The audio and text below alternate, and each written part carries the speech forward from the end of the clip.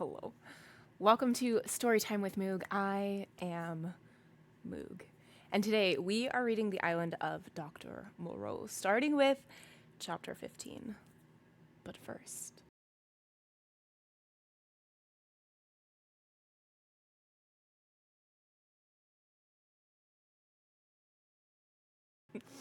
so let's go ahead and just get into it. Okay, so today we are starting with chapter 15.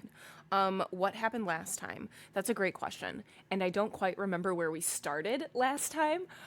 So we'll just do like an overarching high level review of what has happened so far. So we have our main character who was on a ship and it shipwrecked. So he was on this little dinghy by himself. He's saved by another ship that is carrying cargo to an island that does not have a name. And the cargo is animals. And there's one guy on there who looks a little weird. Like maybe not quite human, but you know, there's just something about him that's a little off. So we go to this island because of circumstances, but now we're here. We're also a man of science, biology specifically, I think, natural sciences, and we discover that on this island there's a doctor, Dr. Moreau, who was shunned from London 10 years previously because of his experimentation with animals.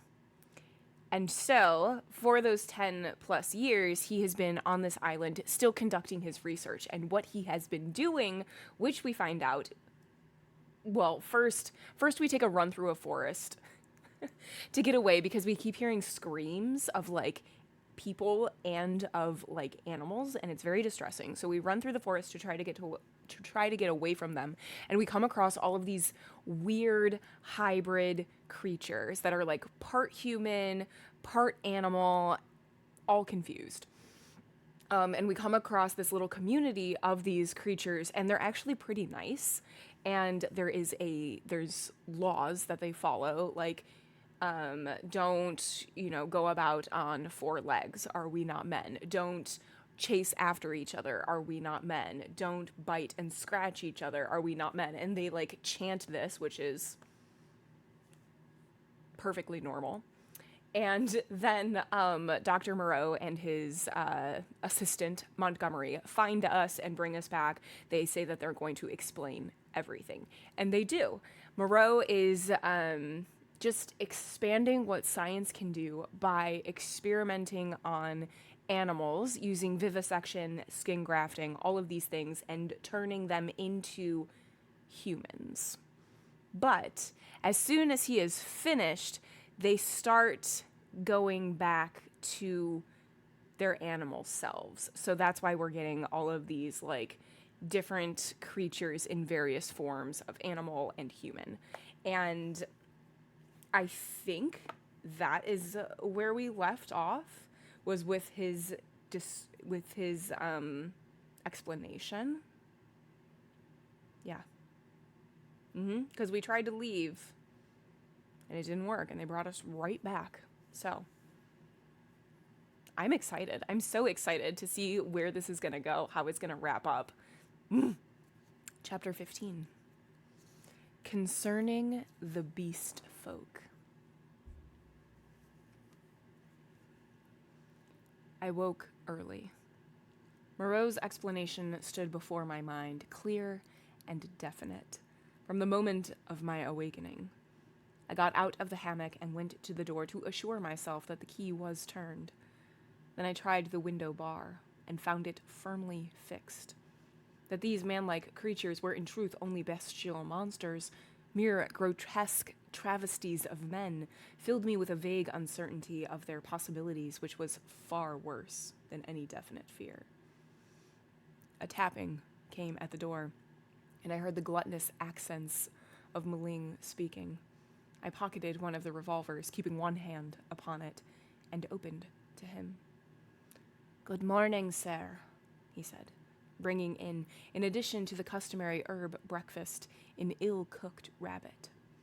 Montgomery followed him. His roving eye caught the position of my arm, and he smiled askew. The puma was resting to heal that day, but Moreau, who was singularly solitary in his habits, did not join us. I talked with Montgomery to clear my ideas of the way in which the beast folk lived. In particular, I was urgent to know how these inhuman monsters were kept from falling upon Moreau and Montgomery and from rending one another. He explained to me that the comparative safety of Moreau and himself was due to the limited mental scope of these monsters. In spite of their increased intelligence and the tendency of their animal instincts to reawaken, they had certain fixed ideas implanted by Moreau in their minds, which absolutely bounded their imaginations. They were really hypnotized, had been told that certain things were impossible, and that certain things were not to be done, and these prohibitions were woven into the texture of their minds beyond any possibility of disobedience or dispute.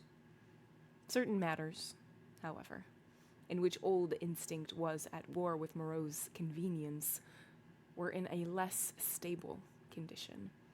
A series of propositions called the law, I had already heard them recited, battled in their minds with the deep-seated, ever-rebellious cravings of their animal natures. This law they were ever repeating, I found, and ever breaking.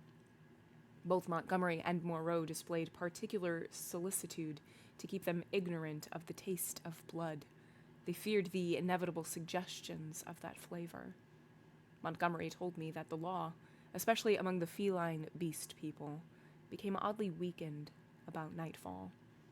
That then the animal was at its strongest, that a spirit of adventure sprang up in them at the dusk, when they would dare things they never seemed to dream about by day. To that I owed my stalking by the leopard man on the night of my arrival. But during these earlier days of my stay, they broke the law only furtively and after dark.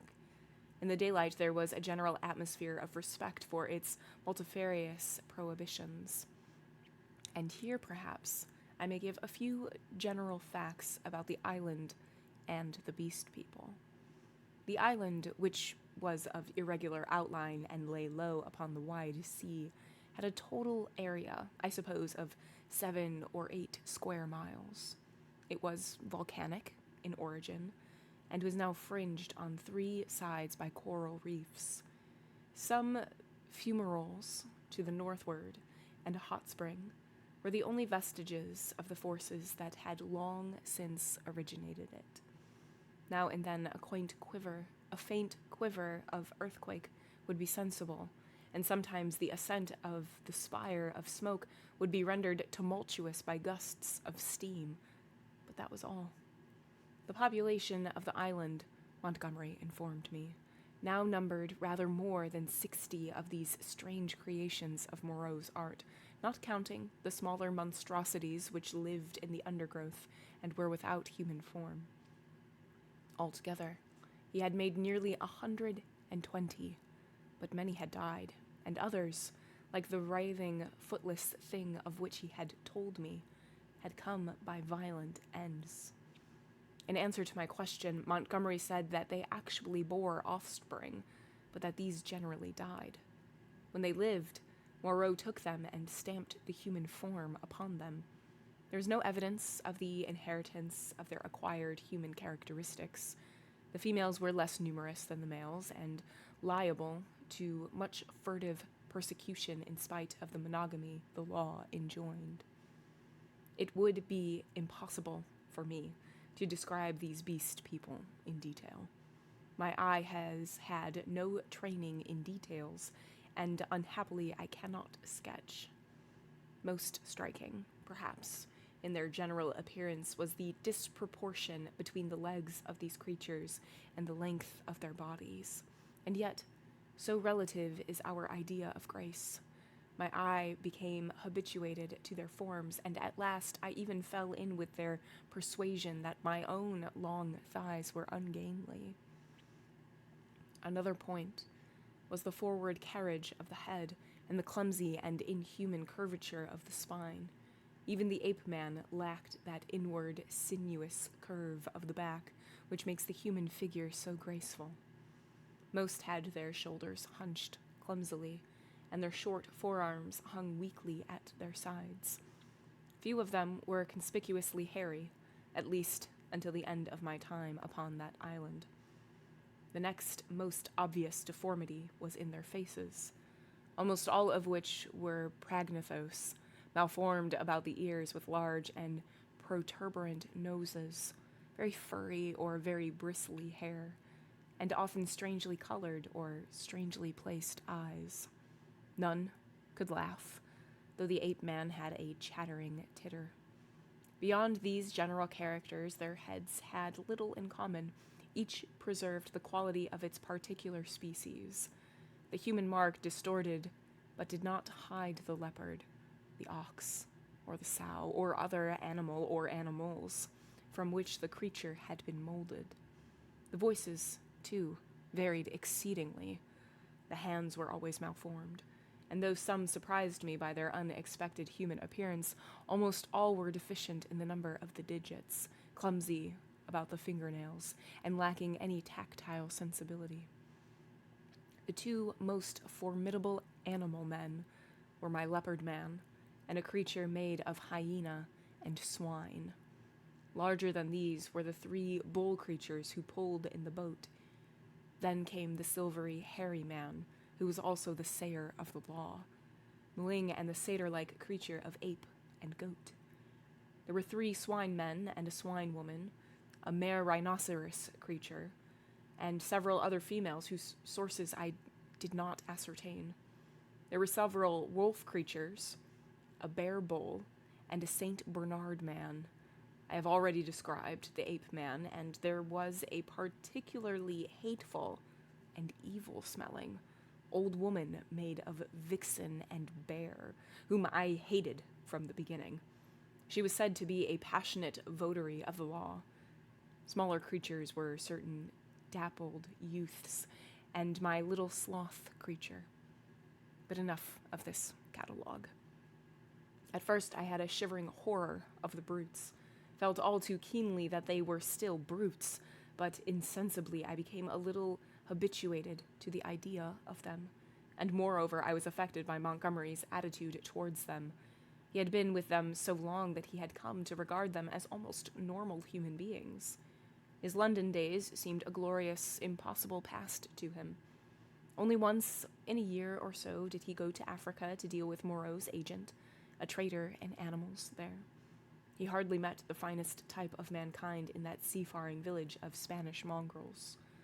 The men aboard ship, he told me, seemed at first just as strange to him as the beastmen seemed to me, unnaturally long in the leg, flat in the face, prominent in the forehead, suspicious, dangerous, cold-hearted.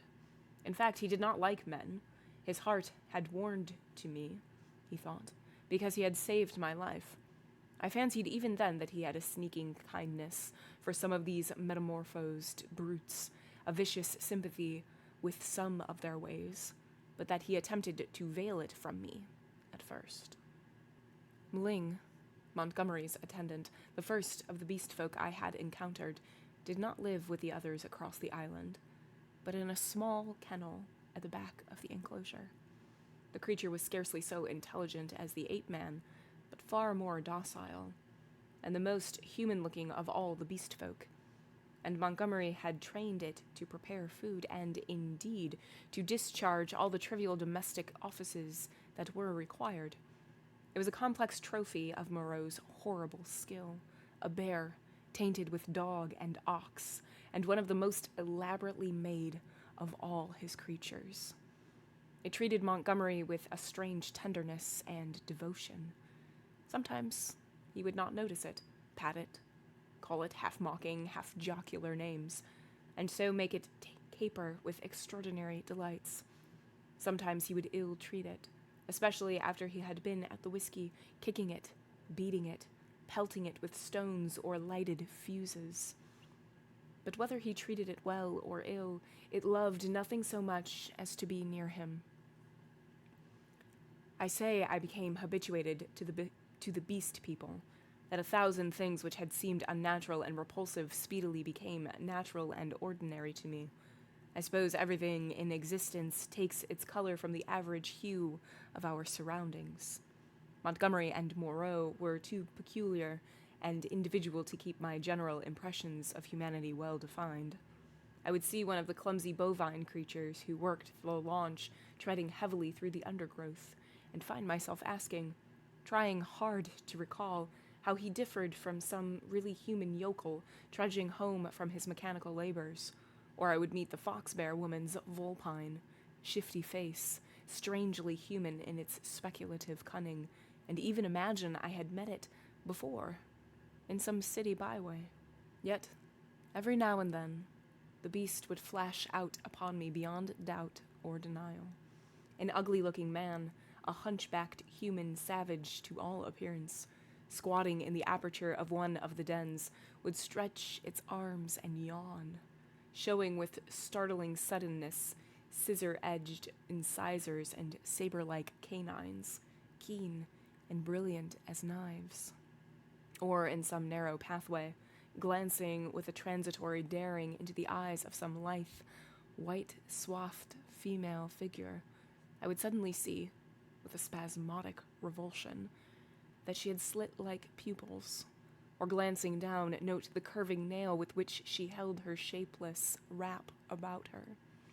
It is a curious thing, by the by, for which I am quite unable to account, that these weird creatures, the females, I mean, had in the earlier days of my stay an instinctive sense of their own repulsive clumsiness, and displayed in consequence a more than human regard for the decency and decorum of extensive costume. End of chapter 15. All right. So in this chapter, it was mentioned in the chapter that it is kind of like a catalog. He goes through the different types of hybrids that he has met and where they live and their gestures, their mannerisms, that sort of thing. And he's also realizing that, like, you know, for as different as they look, I think I've, like, recognized somebody that's like this. I've seen somebody in the city who walks like this one, and just, like, going through and realizing that, maybe we're not so different. And also there is a note that the female creatures have a bit more modesty and decorum than the male creatures, because they're usually, like, wrapped in, like, a cloth of some sort. Interesting. Chapter 16. How the beast folk taste blood. Uh-oh. My inexperience as a writer betrays me, and I wander from the thread of my story. After I had breakfasted with Montgomery, he took me across the island to see the fumarole and the source of the hot spring, into whose scalding waters I had blundered on the previous day. Both of us carried whips and loaded revolvers. While going through a leafy jungle on our road thither, we heard a rabbit squealing. We stopped and listened. But we heard no more, and presently we went on our way, and the incident dropped out of our minds. Montgomery called my attention to certain little pink animals with long hind legs that were leaping through the undergrowth. He told me they were creatures made of the offspring of the beast people that Moreau had invented. He had fancied they might serve for meat, but a rabbit-like habit of devouring their young had defeated this intention. I had already encountered some of these creatures, once during my moonlight flight from the leopard man, and once during my pursuit by Moreau on the previous day. By chance, one, hopping to avoid us, leapt into the hole caused by the uprooting of the wind-blown tree. Before it could extricate itself, we managed to catch it. It spat like a cat, scratched and kicked vigorously with its hind legs, and made an attempt to bite. But its teeth were too feeble to inflict more than a painless pinch. It seemed to me rather a pretty little creature, and as Montgomery stated that it never destroyed the turf by burrowing, and was very cleanly in its habits. I should imagine it might prove a convenient substitute for the common rabbit in gentlemen's parks. We also saw, on our way, the trunk of a tree barked in long strips and splintered deeply. Montgomery called my attention to this. "Not to claw bark of trees. That is the law," he said. "Much of them care for it. Some of them care for it." It was after this, I think, that we met the satyr and the ape-man. The satyr was a gleam of classical memory on the part of Moreau, his face ovine in expression like the coarser Hebrew type. His voice a harsh bleat, his nether extremities satanic. He was gnawing the husk of a pod-like fruit as he passed us. Both of them saluted Montgomery.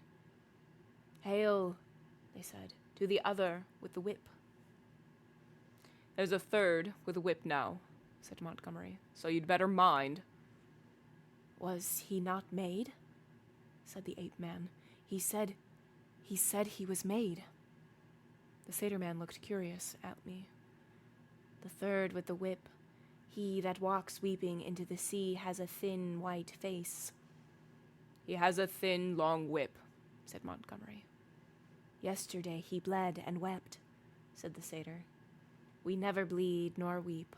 The master does not bleed or weep."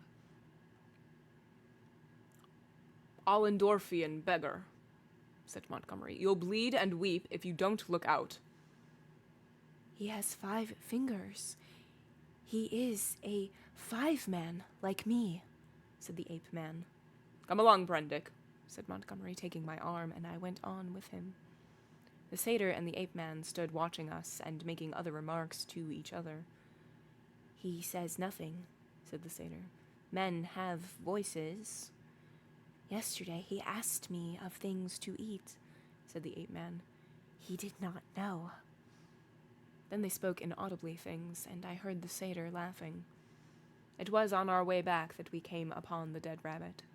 The red body of the wretched little beast was rent to pieces, many of the ribs stripped white, and the backbone indisputably gnawed. At that Montgomery stopped. "Good God," said he, stooping down and picking up some of the crushed vertebrae to examine them more closely. "Good God," he repeated, "what can this mean?" "Some carnivore of yours has remembered its old habits," I said after a pause. "This backbone has been bitten through." He stood staring, with his face white and his lips pulled askew. "I don't like this," he said slowly. "I saw something of the same kind," said I, "the first day I came here." "The devil you did! What was it?" "A rabbit, with its head twisted off." "The day you came here?" "The day I came here, in the undergrowth at the back of the enclosure. When I went out in the evening, the head was completely wrung off." He gave a long, low whistle. "And what is more, I have an idea which of your brutes did the thing. It's only a suspicion, you know. Before I came on the rabbit, I saw one of your monsters drinking in the stream." "Sucking his drink?" "Yes." Not to suck your drink, that is the law. Much the brutes care for the law, eh, when Moreau's not about?" "It was the brute who chased me." "Of course," said Montgomery. "It's just the way with carnivores. After a kill, they drink. It's the taste of blood, you know. What was the brute like?" he continued. "Would you know him again?" He glanced about us, standing astride over the mess of dead rabbit, his eyes roving among the shadows and screens of greenery, the lurking places and ambuscades of the forest that bounded us in. "The taste of blood," he said again. He took out his revolver, examined the cartridges in it, and replaced it. Then he began to pull at his dropping lip. "I think I should know the brute again," I said. "I stunned him. He ought to have a handsome bruise on the forehead of him." "But then we have to prove that he killed the rabbit," said Montgomery. "I wish I'd never brought the things here." I should have gone on, but he stayed there, thinking over the mangled rabbit in a puzzle-headed way. As it was, I went to such a distance that the rabbit's remains were hidden. Come on, I said. Presently he woke up and came towards me.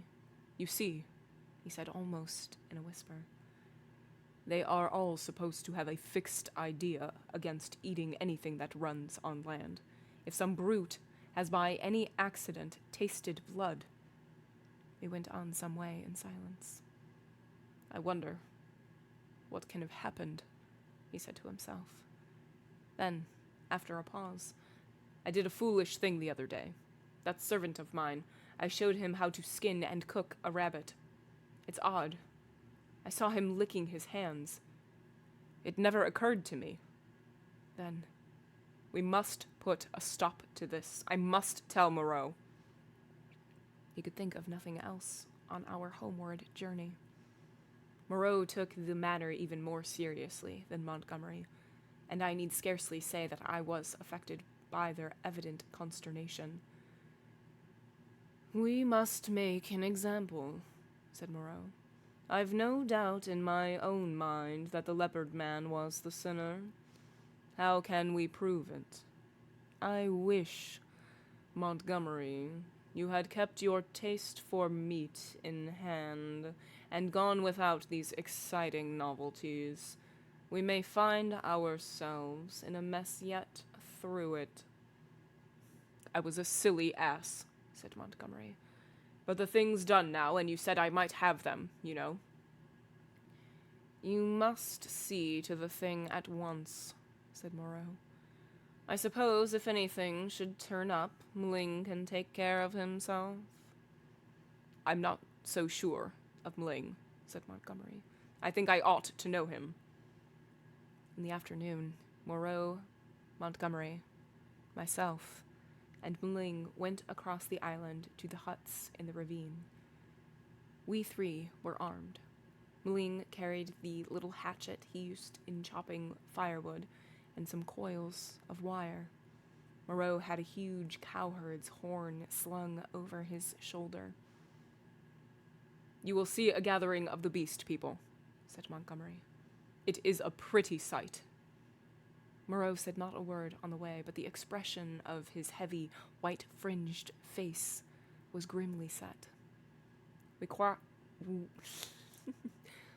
crossed the ravine down which smoked the stream of hot water and followed the winding pathway through the canebrakes until we reached a wide area covered over with a thick, powdery yellow substance which I believe was sulfur. Above the shoulder of a weedy bank the sea glittered. We came to a kind of shallow, natural amphitheater, and here the four of us halted. Then Moreau sounded the horn and broke the sleeping stillness of the tropical afternoon. He must have had strong lungs. The hooting note rose and rose amidst its echoes to, at last, an ear-penetrating intensity. Oh, said Moreau, letting the curved instrument fall to his side again. Immediately, there was a crashing through the yellow canes and a sound of voices from the dense green jungle that marked the morass through which I had run on the previous day. Then, at 3 or 4 points on the edge of the sulphurous area, appeared the grotesque forms of the beast people hurrying towards us.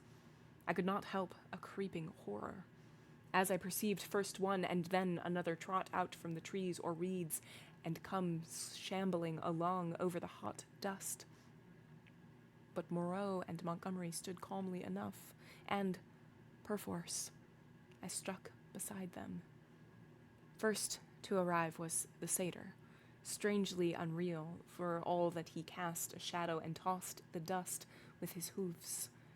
After him, from the brake, came a monstrous lout, a thing of horse and rhinoceros, chewing a straw as it came. Then appeared the swine woman and 2 wolf women. Then the fox-bear witch, with her red eyes in her peaked red face, and then others, all hurrying eagerly. As they came forward, they began to cringe towards Moreau and chant, quite regardless of one another, fragments of the latter half of the litany of the law. His is the hand that wounds, his is the hand that heals, and so forth. As soon as they had approached within a distance of perhaps 30 yards, they halted, and bowing on knees and elbows began flinging the white dust upon their heads. Imagine the scene, if you can. We 3 blue-clad men, with our misshapen, black-faced attendant, standing in a wide expanse of sunlit yellow dust under the blazing blue sky, and surrounded by the circle of crouching and gesticulating monstrosities, some almost human, save in their subtle expression and gestures, some like cripples, some so strangely distorted as to resemble nothing but the denizens of our wildest dreams, and, beyond, the reedy lines of a canebrake in one direction, a dense tangle of palm trees on the other, separating us from the ravine with the huts, and to the north, the hazy horizon of the Pacific Ocean. 62, 63, counted Moreau. There are 4 more. I do not see the leopard man, said I. Presently Moreau sounded the great horn again, and at the sound of it all the beast people writhed and groveled in the dust. Then, slinking out of the canebrake, stooping near the ground and trying to join the dust-throwing circle behind Moreau's back, came the leopard man. The last of the beast people to arrive was the little ape man. The earlier animals, hot and weary with their groveling, shot vicious glances at him. "Cease," said Moreau in his firm, loud voice, and the beast people sat back upon their hams and rested from their worshipping. "Where is the sayer of the law?" said Moreau, and the hairy gray monster bowed his face in the dust. "Say the words," said Moreau. Forthwith, all in the kneeling assembly, swaying from side to side and dashing up the sulphur with their hands, first the right hand and a puff of dust, then the left, began once more to chant their strange litany. When they reached, "Not to eat flesh or fish, that is the law," Moreau held up his lank, white hand. "Stop," he said, and there fell absolute silence upon them all. I think they all knew and dreaded what was coming. I looked round at their strange faces. When I saw their wincing attitudes and the furtive dread in their bright eyes, I wondered that I had ever believed them to be men. "That law has been broken," said Moreau. "None escape," from the faceless creature with the silvery hair. "None escape," repeated the kneeling circle of beast people. "Who is he?" cried Moreau, and looked round at their faces, cracked his whip. I fancied the hyena swine looked dejected. So too did the leopard man. Moreau stopped, facing this creature, who cringed towards him with the memory and dread of infinite torment. "Who is he?" repeated Moreau, in a voice of thunder. "Evil is he who breaks the law," chanted the sayer of the law. Moreau looked into the eyes of the leopard man and seemed to be dragging the very soul out of the creature. "Who breaks the law?" said Moreau, taking his eyes off his victim and turning towards us. It seemed to me there was a touch of exultation in his voice. "Goes back to the house of pain," they all clamored.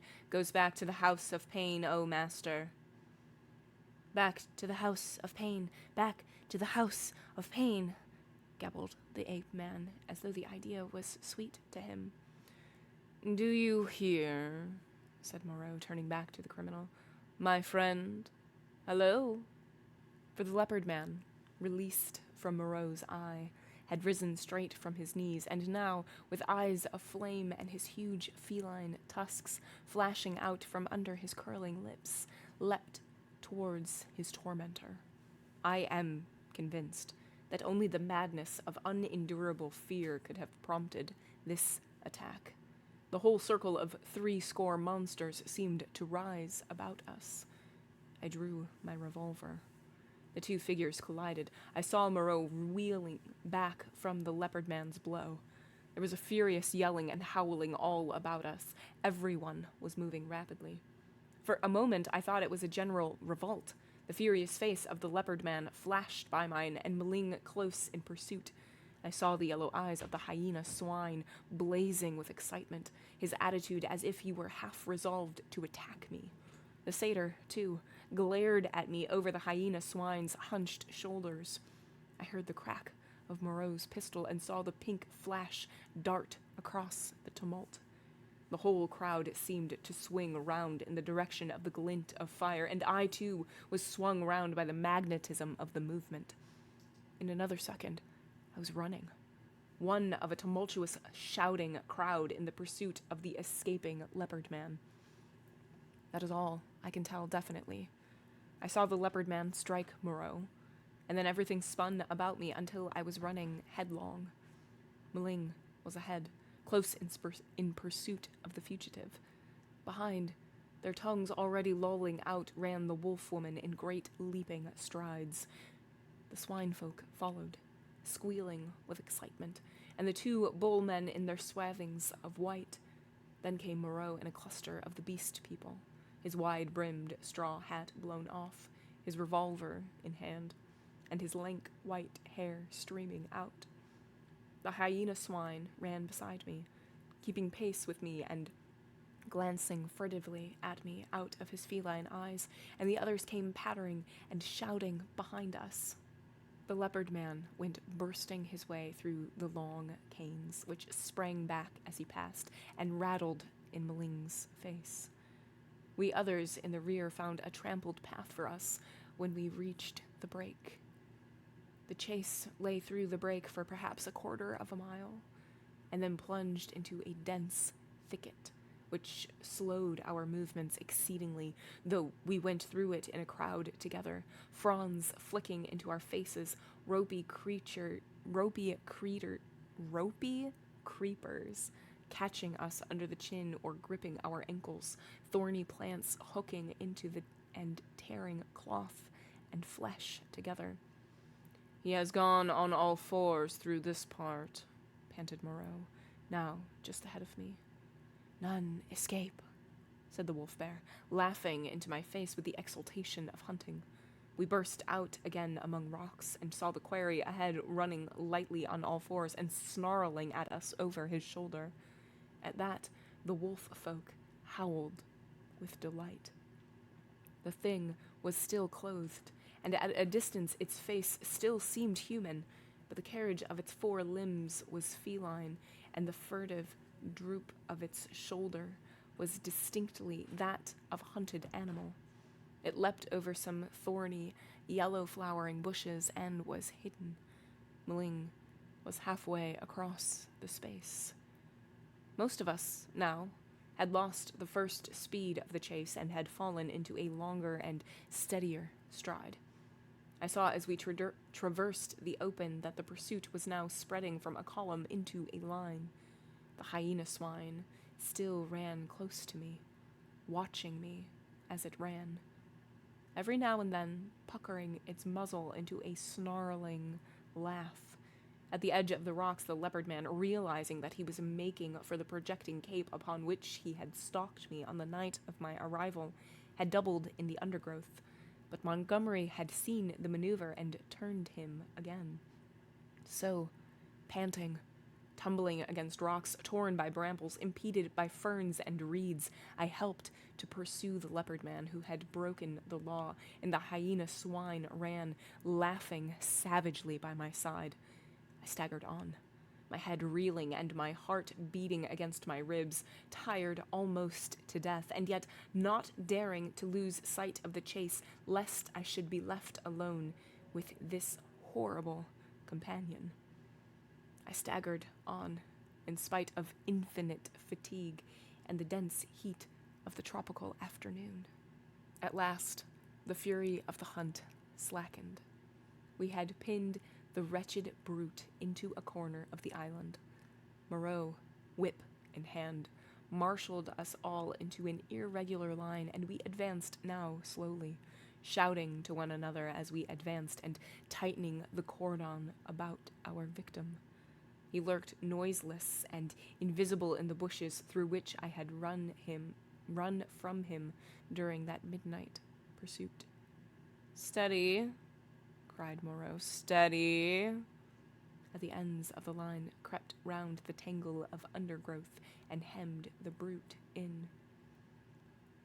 "Where a rush," came the voice of Montgomery from beyond the thicket. I was on the slope above the bushes. Montgomery and Moreau beat along the beach beneath. Slowly, we pushed in among the fretted network of branches and leaves. The quarry was silent. "Back to the house of pain, the house of pain, the house of pain," yelped the voice of the ape-man, some 20 yards to the right. When I heard that, I forgave the poor wretch all the fear he had inspired in me. I heard the twigs snap and the boughs swish aside before the heavy tread of the horse rhinoceros upon my right. Then suddenly, through a polygon of green, in the half-darkness under the luxuriant growth, I saw the creature we were hunting. I halted. He was crouched together into the smallest possible compass, his luminous green eyes turned over his shoulder regarding me. It may seem a strange contradiction in me. I cannot explain the fact. But now, seeing the creature there in a perfectly animal attitude, with the light gleaming in its eyes and its imperfectly human face distorted with terror, I realized again the fact of its humanity. In another moment, other of its pursuers would see it, and it would be overpowered and captured, to experience once more the horrible tortures of the enclosure. Abruptly, I slipped out my revolver, aimed between its terror-stricken eyes, and fired. As I did so, the hyena swine saw the thing and flung itself upon it with an eager cry, thrusting thirsty teeth into its neck. All about me the green masses of the thicket were swaying and cracking as the beast people came rushing together. One face, and then the other, appeared. "Don't kill it, Prendick," cried Moreau. "Don't kill it." And I saw him, stooping as he pushed through under the fronds of the big ferns. In another moment, he had beaten off the hyena swine with the handle of his whip, and he and Montgomery were keeping away the excited carnivorous beast people, and particularly Mling, from the still quivering body. The hairy gray thing came sniffing at the corpse under my arm. The other animals, in their animal ardor, jostled me to get a nearer view. "Confound you, Prendick," said Moreau. "I wanted him." "I'm sorry," said I, though I was not. It was the impulse of the moment. I felt sick with exertion and excitement. Turning, I pushed my way out of the crowding beast people and went on alone up the slope towards the higher part of the headland. Under the shouted directions of Moreau, I heard the 3 white-swathed bullmen begin dragging the victim down towards the water. It was easy, now, for me to be alone. The beast people manifested a quite human curiosity about the dead body, and followed it in a thick knot, sniffing and growling at it as the bullmen dragged it down the beach. I went to the headland and watched the bullmen, black against the evening sky, as they carried the weighted dead body out to sea. And like a wave across my mind came the realization of the unspeakable aimlessness of things upon the island. Upon the beach, among the rocks between me, were the ape-man, the hyena swine, and several other of the beast people, standing about Montgomery and Moreau. They were all still intensely excited, and all overflowing with noisy expressions of their loyalty to the law, yet I felt an absolute assurance in my own mind that the hyena swine was implicated in the rabbit killing. A strange persuasion came upon me that Save for the grossness of the line and the grotesqueness of the forms, I had here before me the whole balance of human life in miniature, the whole interplay of instinct, reason, and fate in its simplest form.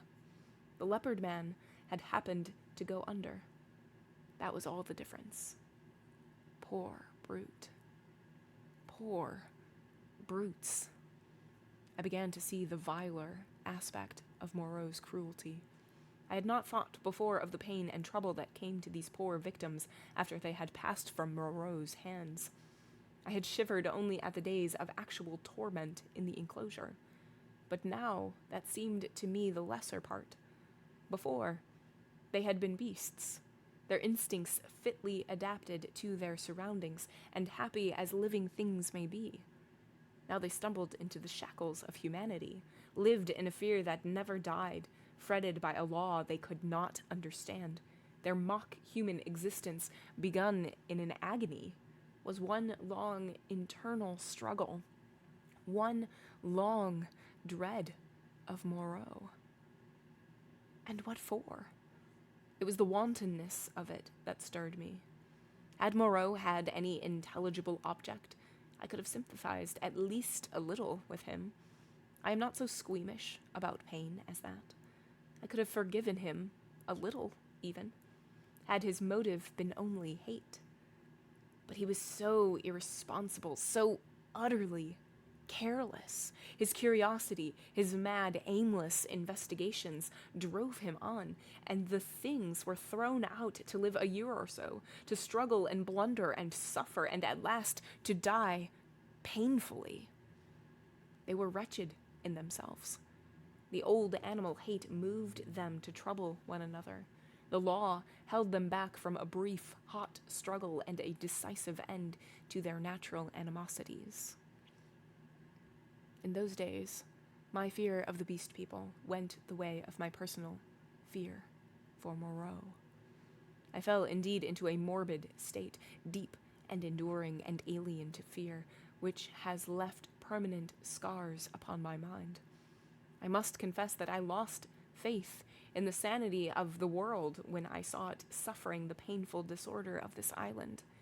A blind fate, a vast, pitiless mechanism, seemed to cut and shape the fabric of existence, and I, Moreau, by his passion for research, Montgomery, by his passion for drink, the beast people, with their instincts and mental restrictions, were torn and crushed ruthlessly, inevitably amid the infinite complexity of its incessant wheels. But this condition did not come all at once. I think, indeed, that I anticipate a little in speaking of it now. End of chapter 16. Ooh. All right. Chapter 15 was an exciting one. All right, so we know we're talking with Montgomery. Okay, it was a long chapter, so I was like, okay, where were we? We're talking with Montgomery, and we see this rabbit that has been just slaughtered, and we know that it came from an animal, and it's like, uh-oh, we have to go tell Moreau because they broke the law, which is they're not going to eat each other. They can't have the taste of blood. Are we not men? So we go, we tell Moreau, and Moreau is like, we got to go find who did this because they broke the law.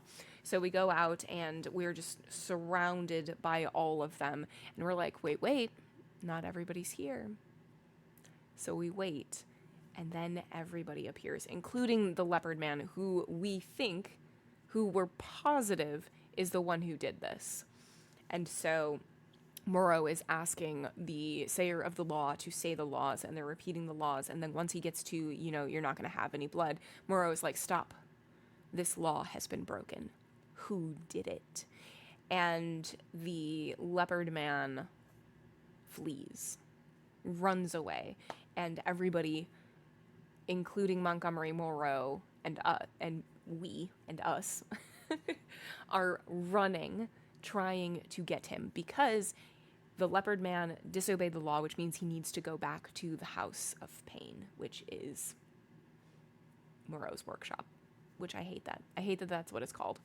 But they're running after him. Eventually, we get him caught or cornered in this little brush. And we see him before anybody else. And we see how sad, how scared, how both animal and humanity are mingled into this one creature. And we don't want the torture to continue for this leopard man. So we pull out our revolver and we shoot with the intention to make the suffering stop. And it does. And they take the animal out to the water and like push him out. And then we have the realization that the monster here isn't the creatures, and we shouldn't be scared of the creatures at all. They're the victims. Moreau is the monster. Moreau is the one who is causing all of the struggling and all of the harm and hurt that every creature is feeling on this island. That the torment doesn't end once they are released from the House of Pain, but it continues, and it continues in a different way because these creatures are in between their humanity and their animal instincts, and they are trying to find a way to live with both of these. And that internal struggle for all of them is torture in and of itself. And so we realize that, wait a minute, Moreau is actually the monster here. It was man all along. And that's the conclusion that we came to. Like, maybe these animals that didn't ask to be experimented on aren't the bad guys. Maybe. Of course it was. Exactly. Of course it was man all along. Chapter 17. A Catastrophe. Scarcely 6 weeks passed before I had lost every feeling but dislike and abhorrence for this infamous experiment of Moreau's. My one idea was to get away from these horrible caricatures of my maker's image, back to the sweet and wholesome intercourse of men. My fellow creatures, from whom I was thus separated, began to assume idyllic virtue and beauty in my memory.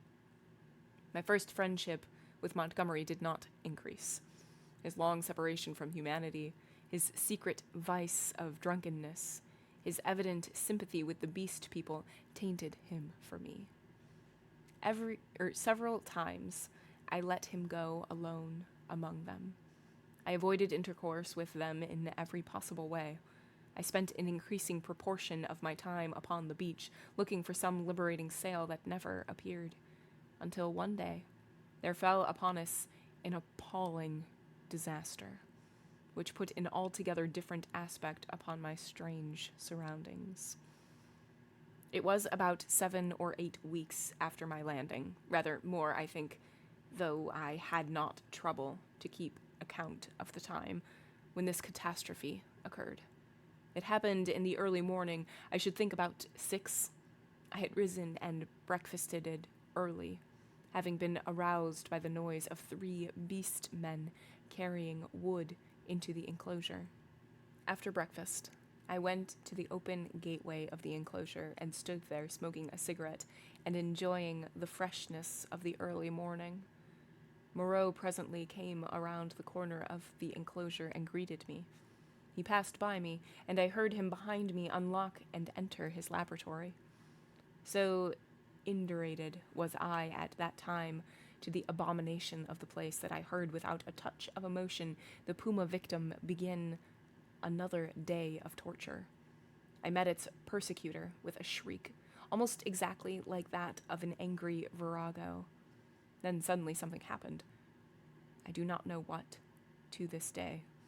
I heard a short, sharp cry behind me, a fall, and turning saw an awful face rushing upon me, not human, not animal, but hellish, brown, seamed with red branching scars, red drops starting out upon it, and the lidless eyes ablaze. I threw up my arm to defend myself from the blow that flung me headlong with a broken forearm, and the great monster, swathed in lint and with red-stained bandages fluttering about it, leapt over me and passed. I rolled over and over down the beach, tried to sit up, and collapsed upon my broken arm. Then Moreau appeared, his massive white face all the more terrible for the blood that trickled from his forehead. He carried a revolver in one hand. He scarcely glanced at me, but rushed off at once in pursuit of the puma. I tried the other arm and sat up. This muffled figure in front ran a great striding leaps along the beach, and Moreau followed her. She turned her head and saw him, then doubling abruptly made for the bushes. She gained upon him at every stride. I saw her plunge into them, and Moreau, running slantingly to intercept her, fired and missed as she disappeared. Then he, too, vanished in the green confusion. I stared after them, and then the pain in my arm flamed up, and with a groan I staggered to my feet. Montgomery appeared in the doorway, dressed, and with his revolver in hand. "Great God, Prendick," he said, not noticing that I was hurt. "That brute is loose. Tore the fetter out of the wall. Have you seen them?" Then, sharply, seeing I gripped my arm. "What's the matter?" "I was standing in the doorway," said I. He came forward and took my arm. "Blood on the sleeve," said he, and rolled back the flannel. He pocketed his weapon, felt my arm about painfully, and led me inside. "Your arm is broken," he said, and then, "Tell me exactly how it happened. What happened?" I told him what I had seen, told him in broken sentences with gasps of pain between them, and very dexterously and swiftly he bound my arm meanwhile. He slung it from my shoulder, stood back, and looked at me. "You'll do," he said. "And now?" He thought. Then he went out and locked the gates of the enclosure. He was absent some time. I was chiefly concerned about my arm. The incident seemed merely one more of many horrible things. I sat down in the deck chair, and I must admit, swore heartily at the island. The first dull feeling of injury in my arm had already given way to a burning pain when Montgomery reappeared. His face was rather pale, and he showed more of his lower gums than ever. "I can neither see nor hear anything of him," he said. "I've been thinking he may want my help." He stared at me with his expressionless eyes.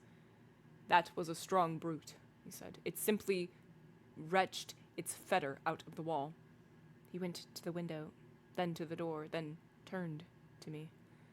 "I shall go after him," he said. "There's another revolver I can leave with you. To tell you the truth, I feel anxious somehow." He obtained the weapon and put it ready to my hand on the table, then went out, leaving a restless contagion in the air. I did not sit long after he left, but took the revolver in hand and went to the doorway. The morning was as still as death. Not a whisper of wind was stirring. The sea was like polished glass, the sky empty, the beach desolate. In my half-excited, half-feverish state, this stillness of things oppressed me. I tried to whistle, and the tune died away. I swore again, the second time that morning. Then I went to the corner of the enclosure and stared inland at the green bush that had swallowed up Moreau and Montgomery. When would they return? And how? Then far away up the beach, a little gray beast man appeared, ran down to the water's edge, and began splashing about. I strolled back to the doorway, then to the corner again, and so began pacing to and fro like a sentinel upon duty. Once I was arrested by the distant voice of Montgomery bawling, "Moreau!" My arm became less painful, but very hot. I got feverish and thirsty. My shadow grew shorter. I watched the distant figure until it went away again. Would Moreau and Montgomery never return? 3 seabirds began fighting for some stranded treasure. Then from far away, behind the enclosure, I heard a pistol shot. A long silence, and then came another. Then a yelling cry, nearer, and another dismal gap of silence. My unfortunate imagination set to work to torment me. Then suddenly a shot close by. I went to the corner, startled, and saw Montgomery. His face scarlet, his hair distorted, and the knee of his trousers torn. His face expressed profound consternation. Behind him slouched the beast man, Maling, and round Maling's jaws were some odd, dark stains. "Has he come?" said Montgomery. "Moreau?" said I. "No." "My God."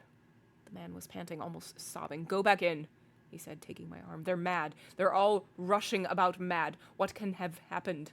I don't know. I'll tell you when my breath comes. Where's my brandy?" Montgomery limped before me into the room and sat down in the desk chair. Maling flung himself down just outside the doorway and began panting like a dog. I got Montgomery some brandy and water. He sat staring in front of him at nothing, recovering his breath.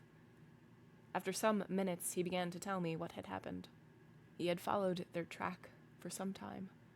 It was plain enough to, at first, on account of the crushed and broken bushes, white rags torn from the puma's bandages, and occasional smears of blood on the leaves of the shrubs and undergrowth. He lost the track, however, on the stony ground beyond the stream where I had seen the beast man drinking, and went wandering aimlessly westward, shouting Moreau's name. Then Maling had come to him carrying a light hatchet. Maling had seen nothing of the puma affair. Had been felling wood, and heard him calling. They went on shouting together. Two beastmen came crouching and peering at them through the undergrowth, with gestures and a furtive carriage that alarmed Montgomery by their strangeness. He hailed them, and they fled, guiltily. He stopped shouting after that, and after wandering some time farther in an undecided way, determined to visit the huts. He found the ravine deserted. Growing more alarmed every minute, he began to retrace his steps. Then it was he encountered the two swine men I had seen dancing on the night of my arrival. Blood-stained they were about the mouth, and intensely excited. They came crashing through the ferns and stopped with fierce faces when they saw him. He cracked his whip in some trepidation, and forthwith they rushed at him. Never before had a beast man dared to do that. One he shot through the head. Maling flung himself upon the other, and the two rolled, grappling. Maling got his brute under and with his teeth in its throat, and Montgomery shot that too as it struggled in Maling's grip. He had some difficulty inducing Maling to come on with him. Thence they had hurried back to me. On the way, Maling had suddenly rushed into a thicket and driven out an undersized, ocelot man, also blood-stained, and lame through a wound in the foot.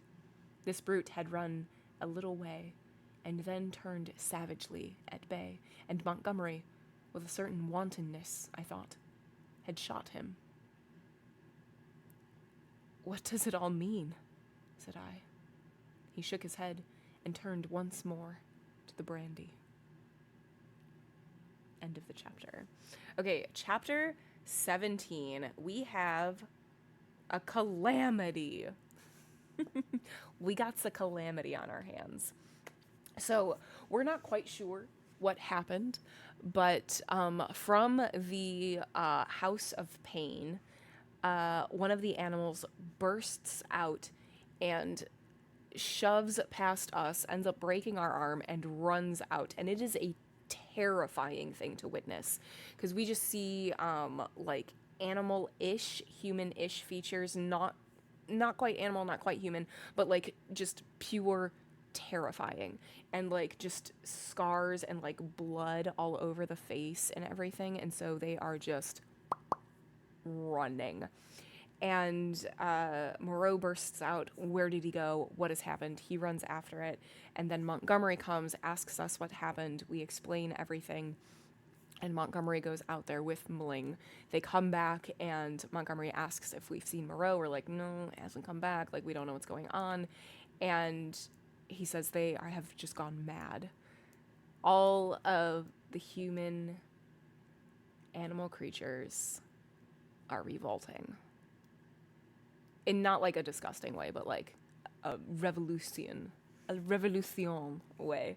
And it's terrifying. And I'm wondering, no spoilers, haven't read this book, I'm wondering if they are going to accept us being the narrator as like one of them, because like we're not the ones who's doing anything harmful, like we're not the ones who are inflicting any pain. And even the ape man has like accepted us because like we're so close to like apes in the evolutionary, system, but like also like this guy has 5 hands, so or 5 fingers, so like we're like the same. So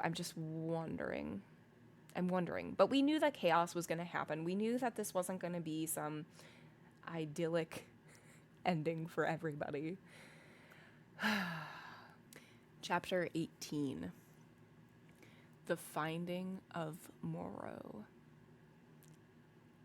When I saw Montgomery swallow a 3rd dose of brandy, I took it upon myself to interfere. He was already more than half fuddled. I told him that some serious thing must have happened to Moreau by this time, or he would have returned before this, and that it behooved us to ascertain what that catastrophe was. Montgomery raised some feeble objections and at last agreed. We had some food, and then all 3 of us started. It is possibly due to the tension of my mind at the time, but even now, that start into the hot stillness of the tropical afternoon is a singularly vivid impression. Mling went first, his shoulder hunched, his strange head moving with quick starts as he peered first on this side of the way and then on that. He was unarmed. His axe he had dropped when he encountered the swine man. Teeth were his weapon when it came to fighting. Montgomery followed with stumbling footsteps, his hands in his pocket, his face downcast.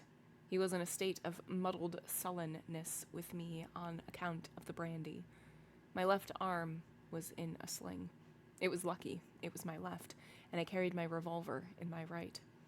Soon we traced a narrow path through the wild luxuriance of the island, going northwestward, and presently Mling stopped and became rigid with watchfulness. Montgomery almost staggered into him and then stopped too. Then, listening intently, we heard coming through the trees the sound of voices and footsteps approaching us. "He is dead," said a deep, vibrating voice. "He's not dead. He's not dead," jabbered another.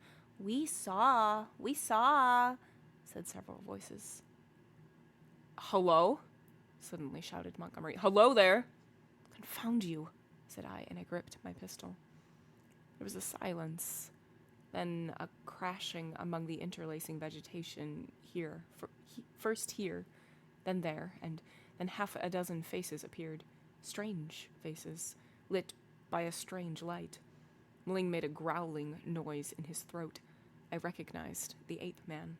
I had indeed already identified his voice, and 2 of the white, swathed, brown-featured creatures I had seen in Montgomery's boat. With these were the 2 dappled brutes and that gray, horribly crooked creature who said the law, with gray hair streaming down its cheeks, heavy gray eyebrows and gray locks pouring off from a central parting upon its sloping head. A heavy, faceless thing with strange red eyes, looking at us curiously from amidst the green. For a space, no one spoke. Then Montgomery hiccoughed. "Who said he was dead?" The monkey man looked guiltily at the hairy gray thing. "He said the monster. They saw." There was nothing threatening about this detachment, at any rate. They seemed awe-stricken and puzzled. "Where is he?" said Montgomery. "Beyond," said the gray creature, and pointed. Is there a law now? Asked the monkey man. Is it still to be this and that? Is he dead indeed? Is there a law? Repeated the man in white. Is there a law, thou other with the whip? He is dead, said the hairy gray thing, and they all stood watching. Prendick, said Montgomery, turning his dull eyes to me. He's dead, evidently. I had been standing behind him during this colloquy. I began to see how things lay with them. I suddenly stepped in front of Montgomery and lifted up my voice. Children of the law, I said, he is not dead. Ling turned his sharp eyes on me. He has changed his shape. He has changed his body, I went on. For a time you will not see him. He is there, I pointed upward, where he can watch you. You cannot see him, but he can see you. Fear the law. I looked at them squarely. They flinched. He is great. He is good, said the ape-man, peering fearfully upward among the dense trees. And the other thing? I demanded. The thing that bled and ran screaming and sobbing, that is dead too, said the gray thing, still regarding me. That's well, grunted Montgomery. The other with the whip, began the gray thing. Well, said I, said he is dead. But Montgomery was still sober enough to understand my motive in denying Moreau's death. He is not dead, he said slowly. Not dead at all. No more dead than I am. Some, said I, have broken the law. They will die. Some have died. Show us now where this old body lies, the body he cast away because he has no more need of it. It is this way, man who walked in the sea, said the gray thing. And with these 6 creatures guiding us, we went through the tumult of ferns and creepers and tree stems towards the northwest. Then came a yelling, a crashing among the branches, and a little pink homunculus rushed by us, shrieking. Immediately after appeared a monster in headlong pursuit, blood-bedabbled, who was amongst us almost before he could stop his career. The gray thing leapt aside. Ling, with a snarl, flew at it and was struck aside. Montgomery fired and missed, bowed his head, threw up his arm, and turned to run. I fired, and the thing still came on, fired again point-blank into its ugly face. I saw its features vanish in a flash. Its face was driven in, yet it passed me, gripped Montgomery, and holding him, fell headlong beside him and pulled him sprawling upon itself in its death agony. I found myself alone with Mling, the dead brute, and the prostrate man. Montgomery raised himself slowly and stared in a muddled way at the shattered beast-man beside him. It more than half sobered him. He scrambled to his feet. Then I saw the gray thing returning cautiously through the trees. See, said I, pointing to the dead brute, is the law not alive? This came of breaking the law. He peered at the body. He sends the fire that kills, said he, in his deep voice, repeating word of the ritual. The others gathered round and stared for a space. At last we drew near the westward extremity of the island. We came upon the gnawed and mutilated body of the puma, its shoulder bone smashed by a bullet, and perhaps 20 yards farther found at last what we sought. Moreau lay face down in a trampled space in a canebrake. One hand was almost severed at the wrist, and his silvery hair was dappled in blood. His head had been battered in by the fetters of the puma. The broken canes beneath him were smeared with blood. His revolver we could not find. Montgomery turned him over, resting at intervals, and with the help of the 7 beast people, for he was a heavy man, we carried Moreau back to the enclosure. The night was darkling. Twice we heard unseen creatures howling and shrieking past our little band, and once the little pink sloth creature appeared and stared at us and vanished again. But we were not attacked again. At the gates of the enclosure, our company of beast people left us. Mling going with the rest. We locked ourselves in, and then took Moreau's mangled body into the yard and laid it upon a pile of brushwood. Then we went into the laboratory and put an end to all we found living there. End of chapter 18. Okay, so Moreau is dead, but we and Montgomery are pretending that he's not actually dead to sort of try and keep in order, and civility is the wrong word, but try and minimize the chaos that would happen if Moreau was known as having died and having their laws just shattered. So that's what's happening. And so we convince the creatures that are there that no, he's not actually dead. In fact, he just didn't need his body anymore, but he's still watching you forever. And he knows when you will break the law. And so that is what happens. And so we go back with Montgomery and we kill everything that is in the House of Pain that is still alive. Chapter 19. Montgomery's Bank Holiday. When this was accomplished, and we had washed and eaten, Montgomery and I went into my little room and seriously discussed our position for the first time. It was then near midnight. He was almost sober, but greatly disturbed in his mind. He had been strangely under the influence of Moreau's personality. I do not think it had ever occurred to him that Moreau could die. This disaster was the sudden collapse of the habits that had become part of his nature in the 10 or more monotonous years he had spent on the island. He talked vaguely, answered my questions crookedly, wandered into general questions. "This silly ass of a world," he said. "What a muddle it all is. I haven't had any life. I wonder when it's going to begin.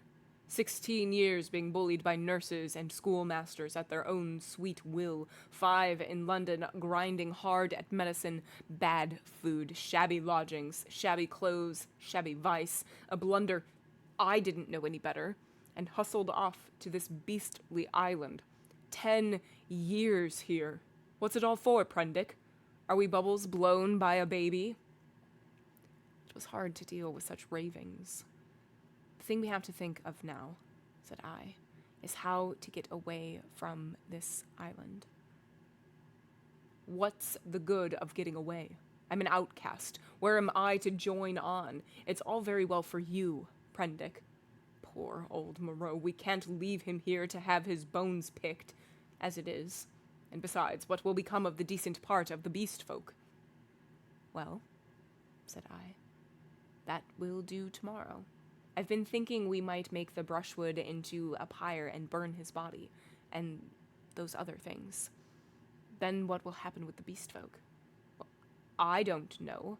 I suppose those that were made of beasts of prey will make silly asses of themselves sooner or later. We can't massacre the lot, can we? I suppose that's what your humanity would suggest. But they'll change. They're sure to change." He talked thus inconclusively until at last I felt my temper going. "Damnation," he called, at some petulance of mine. "Can't you see I'm in a worse hole than you are?" He got up and went for the brandy. "Drink," he said, returning. "You logic-chopping, chalky-faced saint of an atheist. Drink." "Not I," said I, and sat grimly watching his face under the yellow paraffin flare as he drank himself into a garrulous misery. I have a memory of infinite tedium. He wandered into a maudlin defense of the beast people and of Mling. Mling, he said, was the only thing that had ever really cared for him. And suddenly, an idea came to him. "I'm damned," said he, staggering to his feet and clutching the brandy bottle. By some flash of intuition, I knew what it was he intended. "You don't give drink to that beast," I said, rising and facing him. "Beast," said he, "you're the beast. He takes his liquor like a Christian. Come out of the way, Prendick." For God's sake, said I. Get out of the way, he roared, and suddenly whipped out his revolver.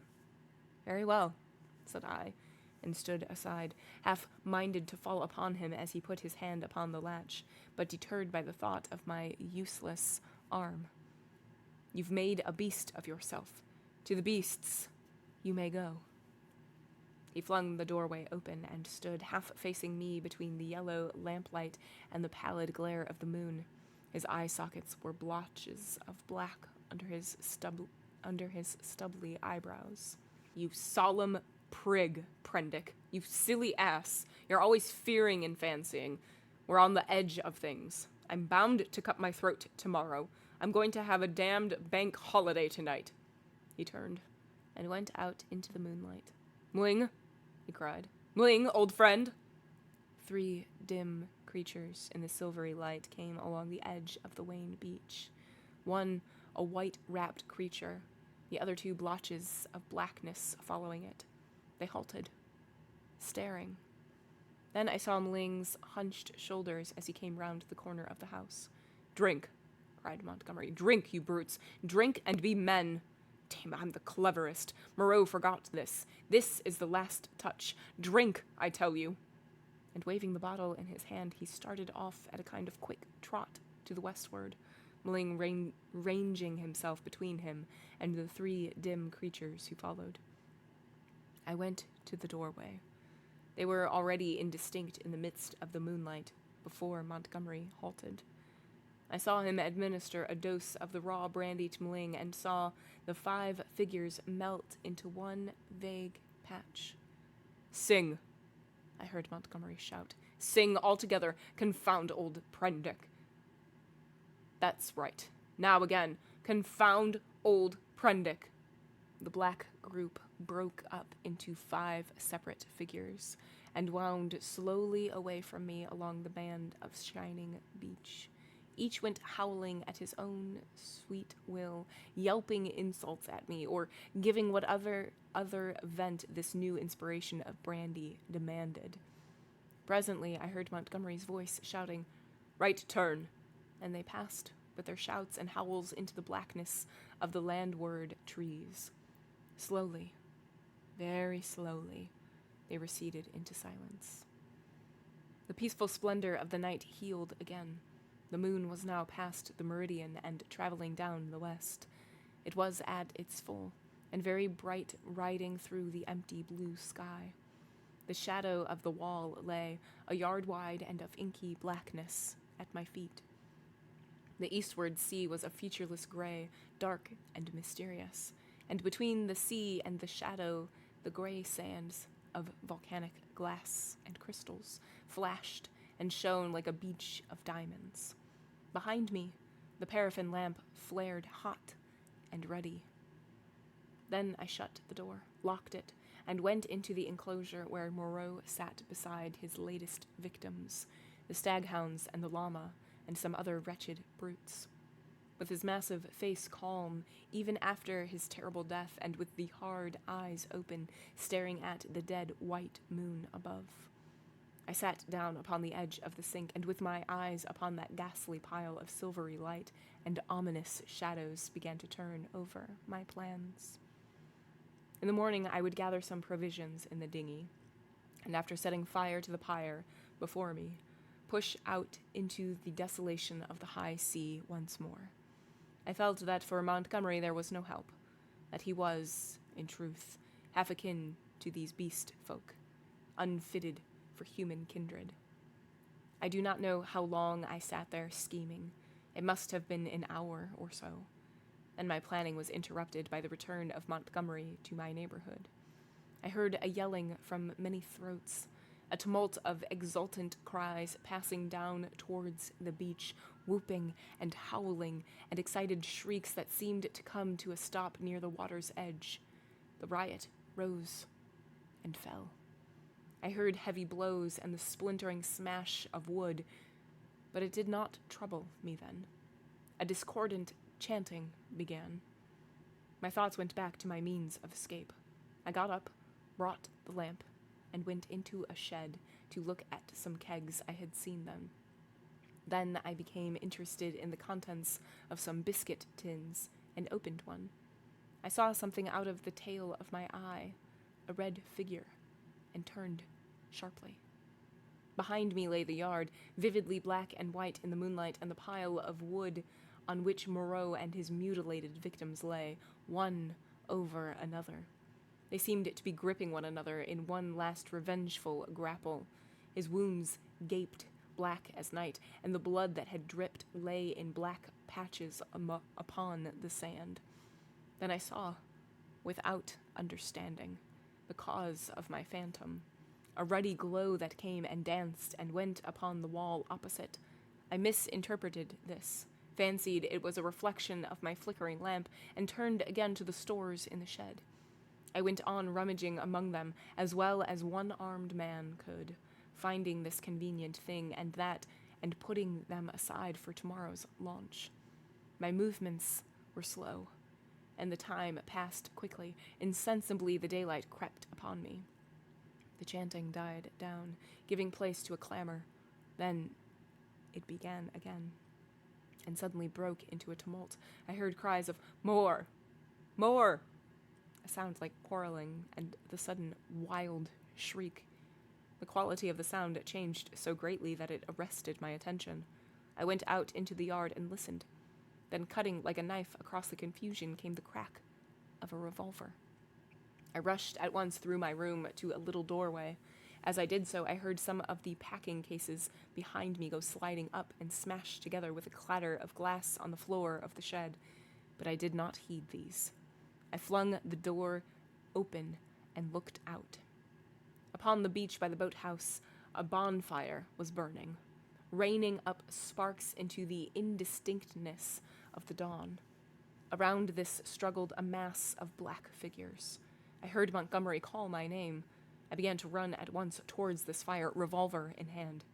I saw the pink tongue of Montgomery's pistol lick out once, close to the ground. He was down. I shouted with all my strength and fired into the air. I heard someone cry, "The master!" The knotted black struggle broke into scattering units. The fire leapt and sank down. The crowd of beast people fled in sudden panic before me, up the beach.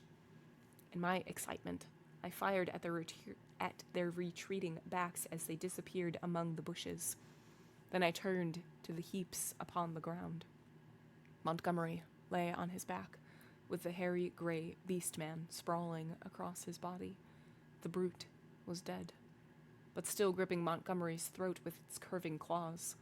Nearby lay Mling on his face and quite still, his neck bitten open, and the upper part of the smashed brandy bottle in his hand. Two other figures lay near the fire, the one motionless, the other groaning fitfully, every now and then raising its head slowly, then dropping it again. I caught hold of the gray man and pulled him off Montgomery's body.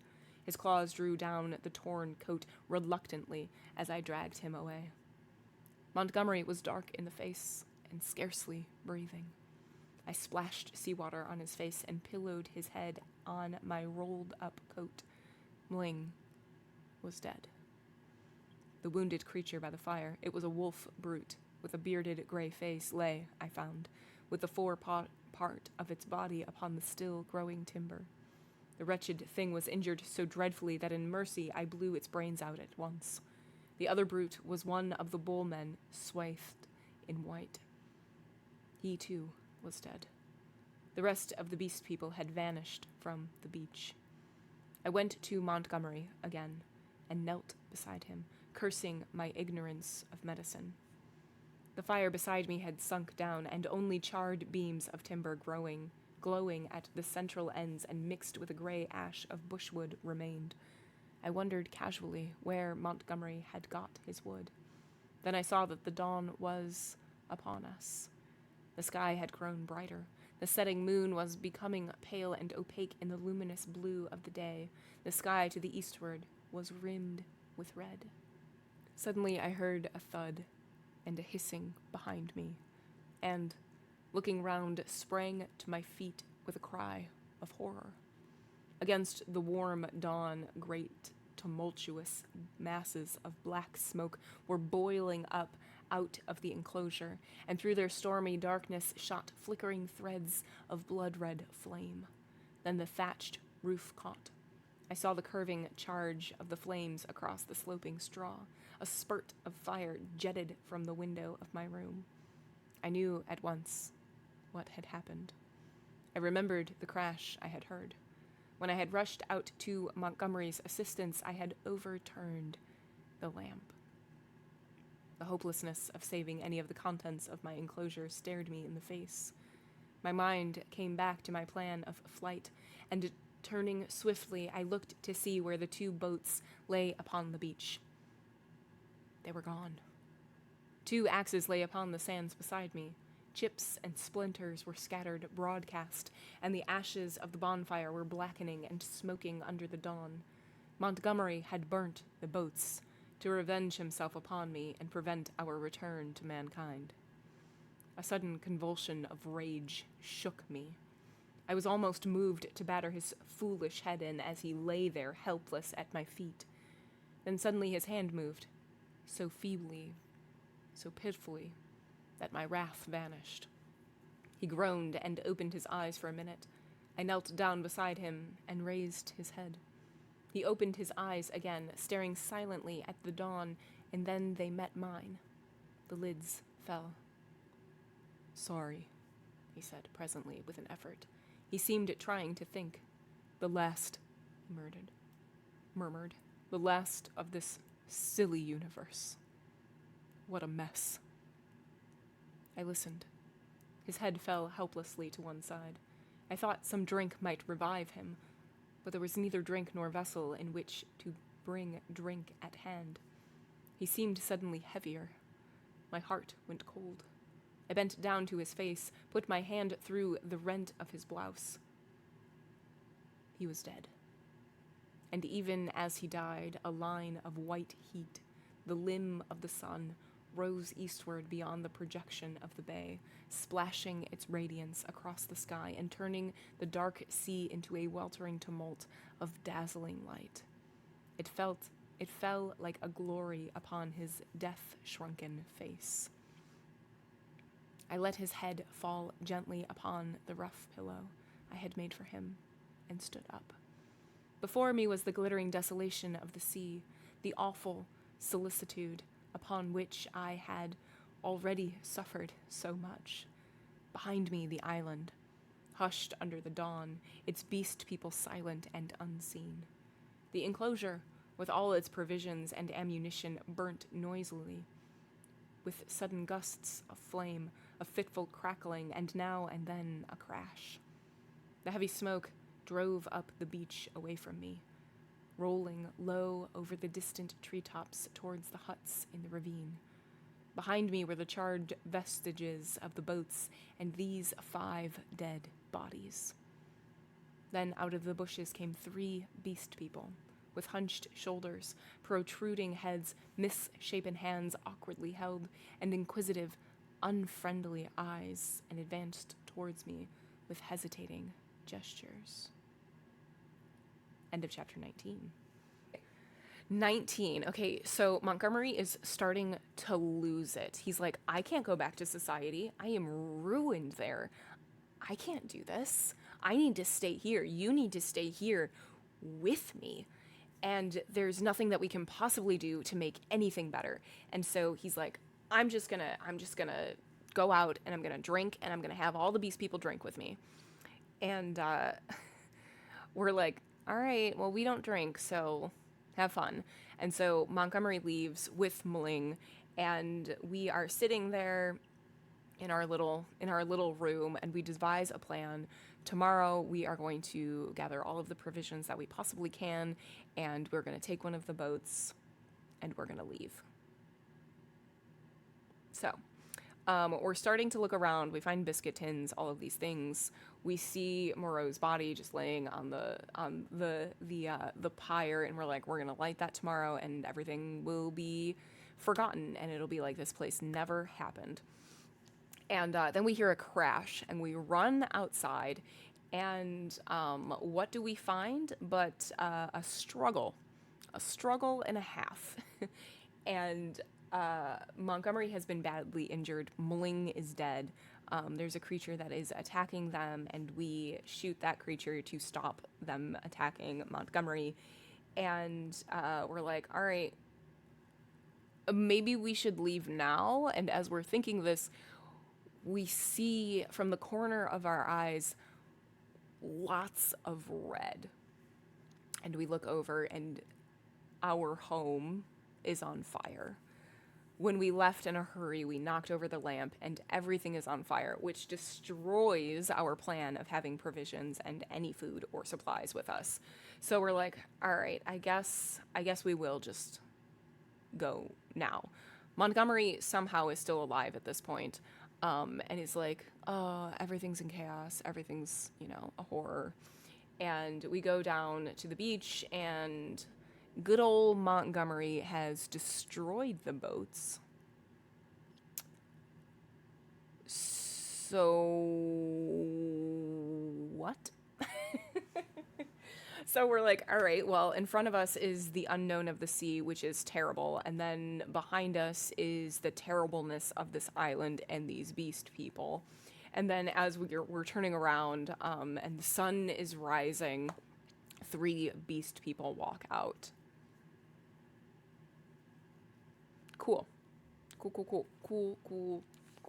Chapter 20.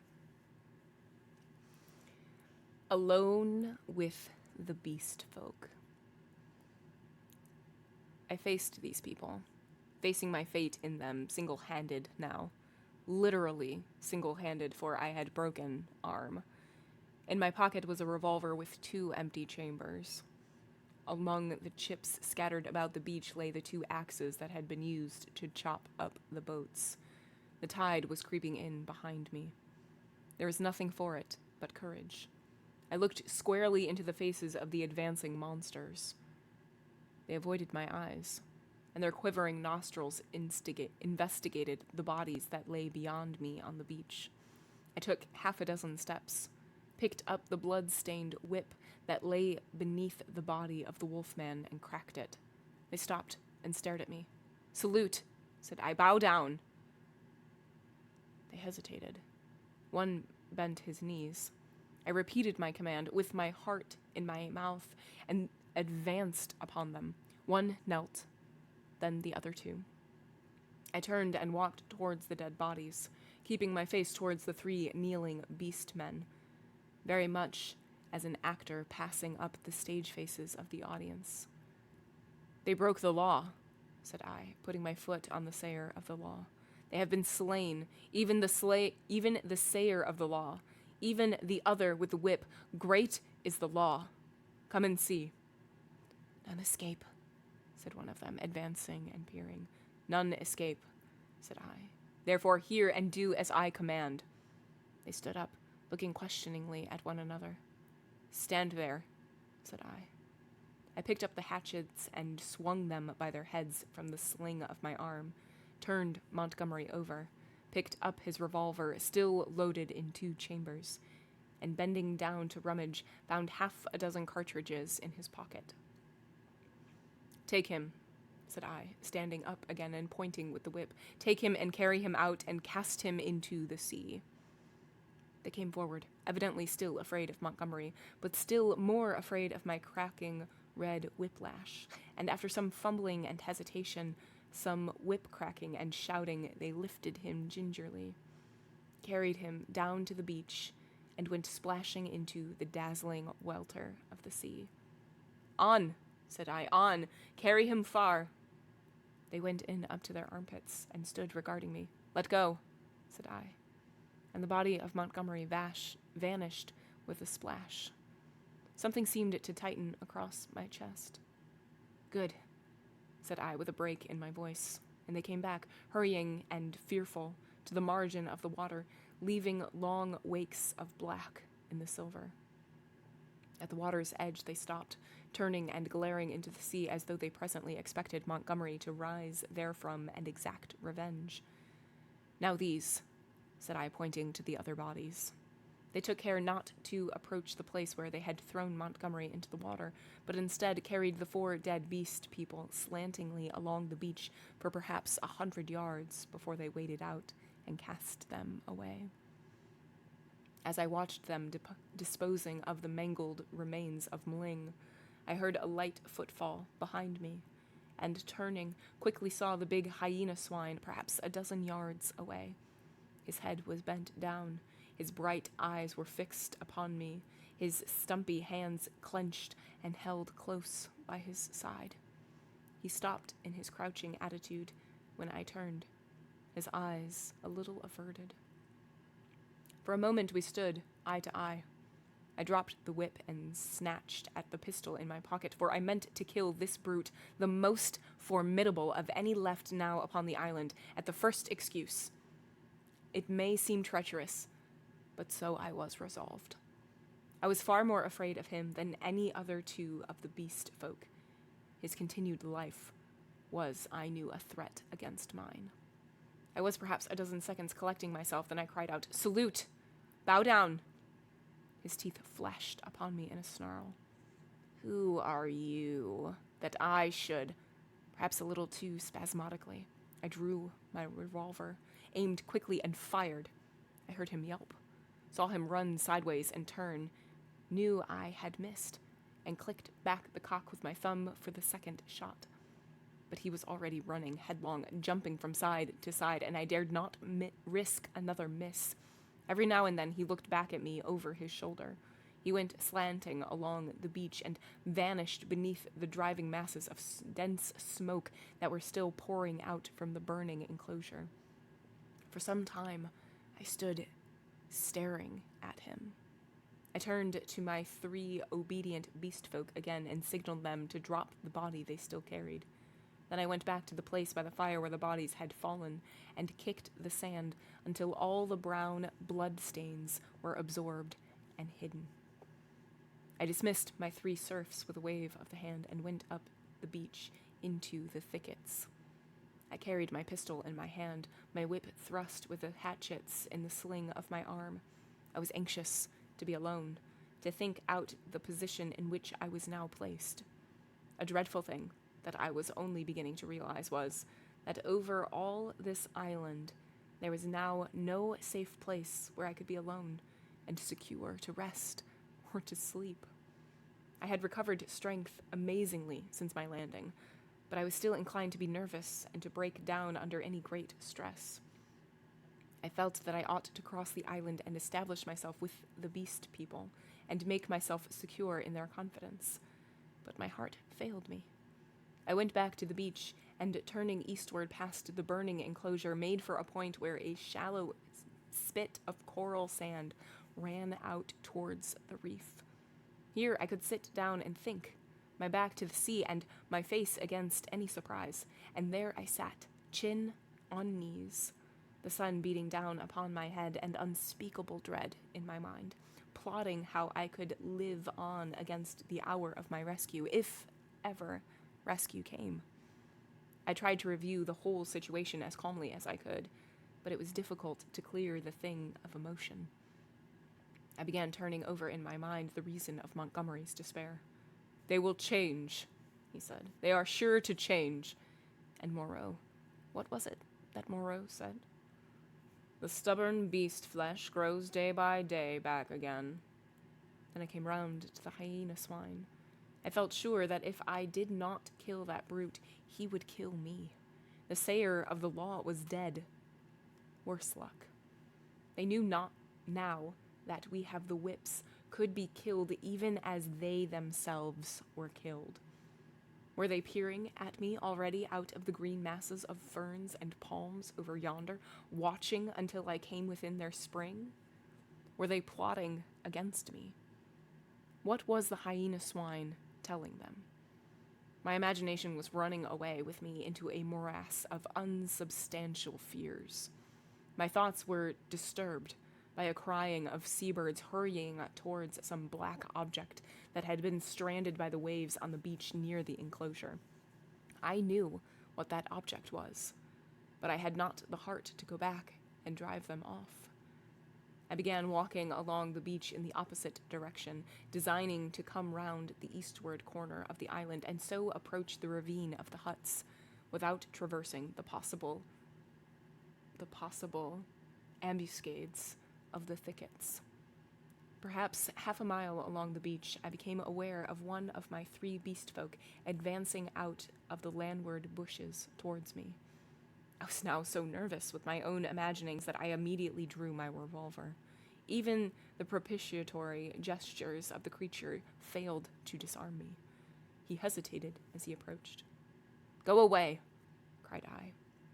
There was something very suggestive of a dog in the cringing attitude of the creature.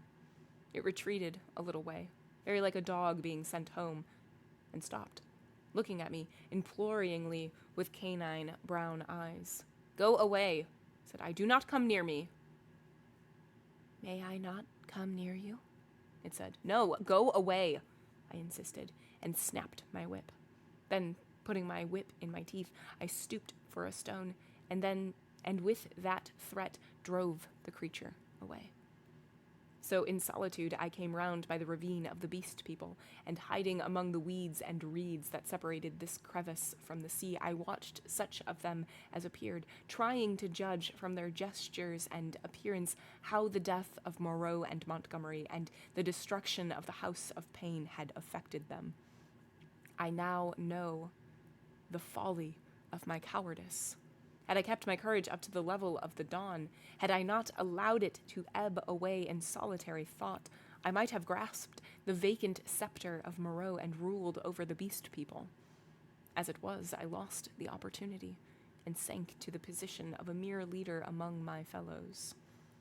Towards noon, certain of them came and squatted, basking in the hot sand. The imperious voices of hunger and thirst prevailed over my dread. I came out of the bushes and, revolver in hand, walked down towards these seated figures. One, a wolf woman, turned her head and stared at me, and then the others. None attempted to rise or salute me. I felt too faint and weary to insist, and I let the moment pass. "I want food," said I, almost apologetically, and drawing near. "There is food in the huts," said an ox-boar man drowsily, and looking away from me. I passed them, and went down into the shadow and odors of the almost deserted ravine.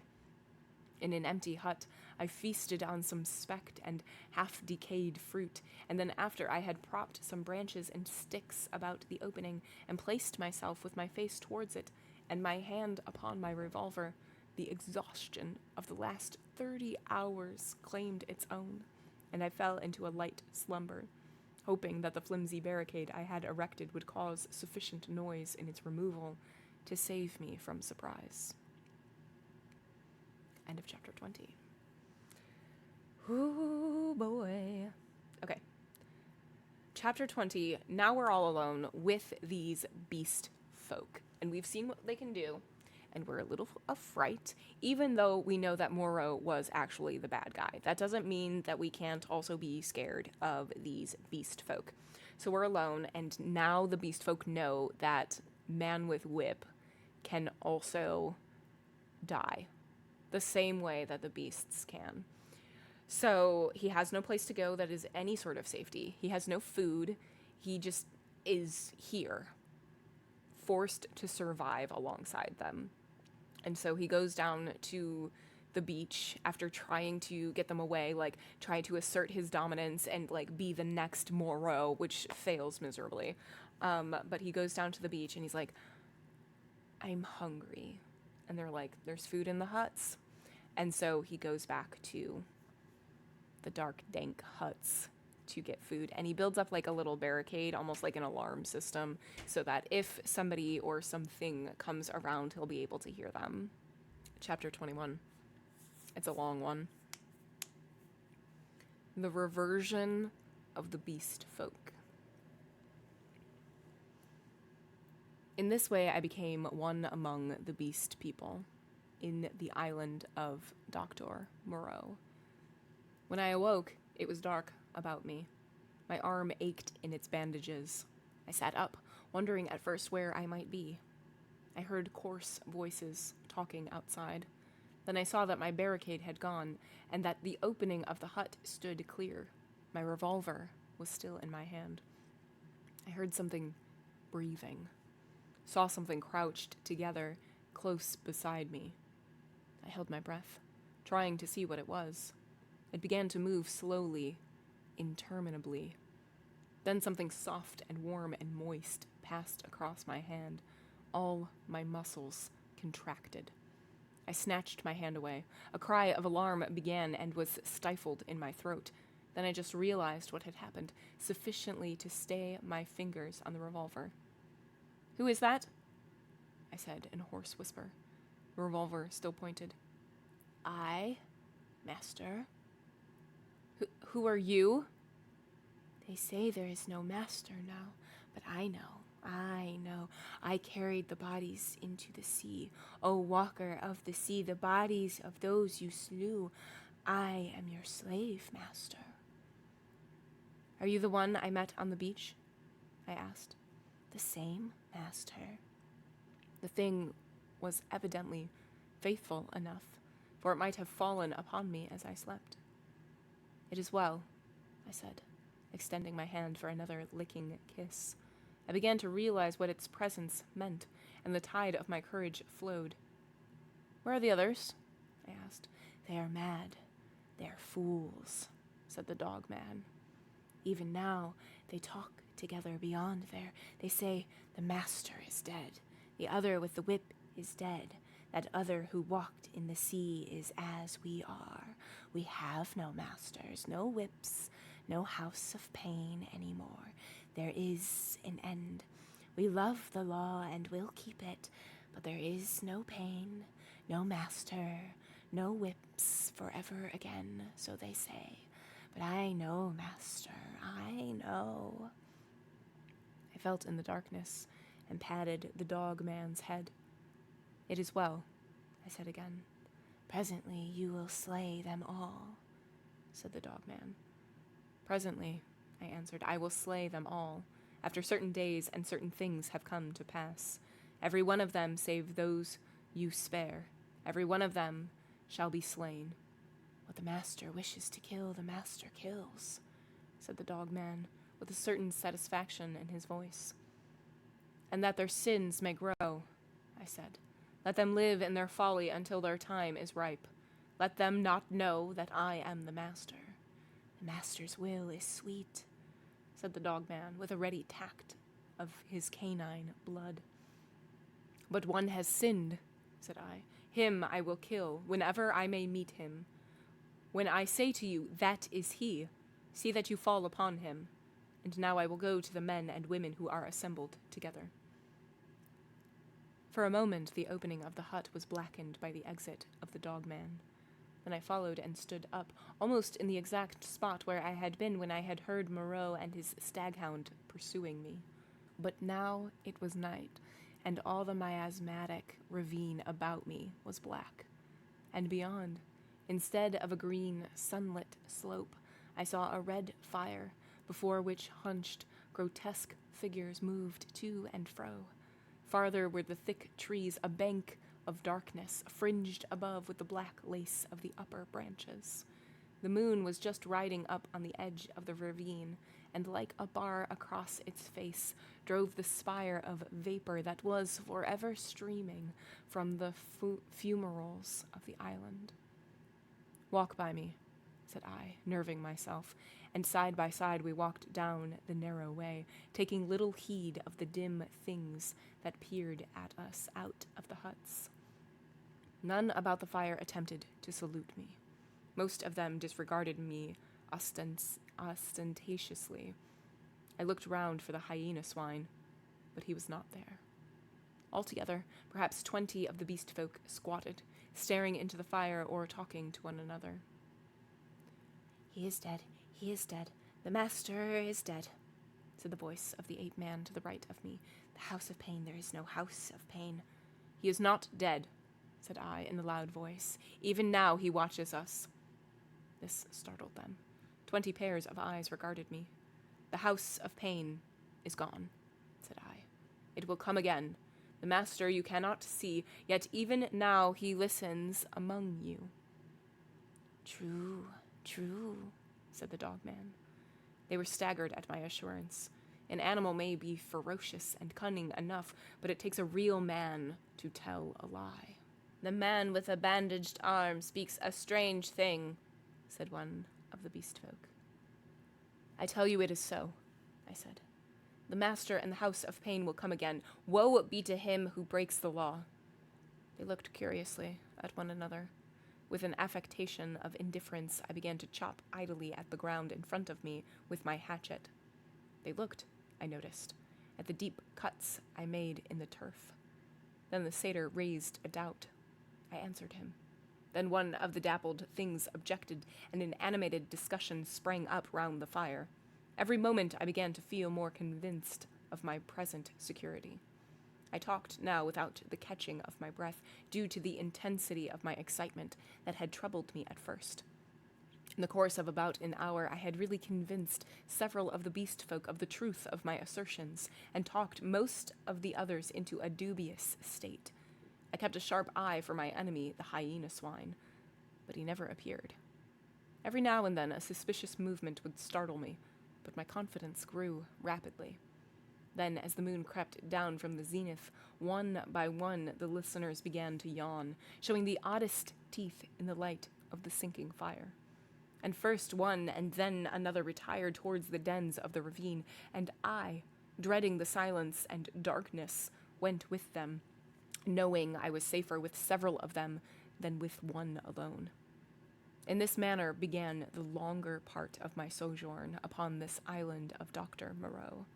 But from that night until the end came, there was but one thing happened to tell save a series of innumerable small, unpleasant details, and the fretting of an incessant uneasiness.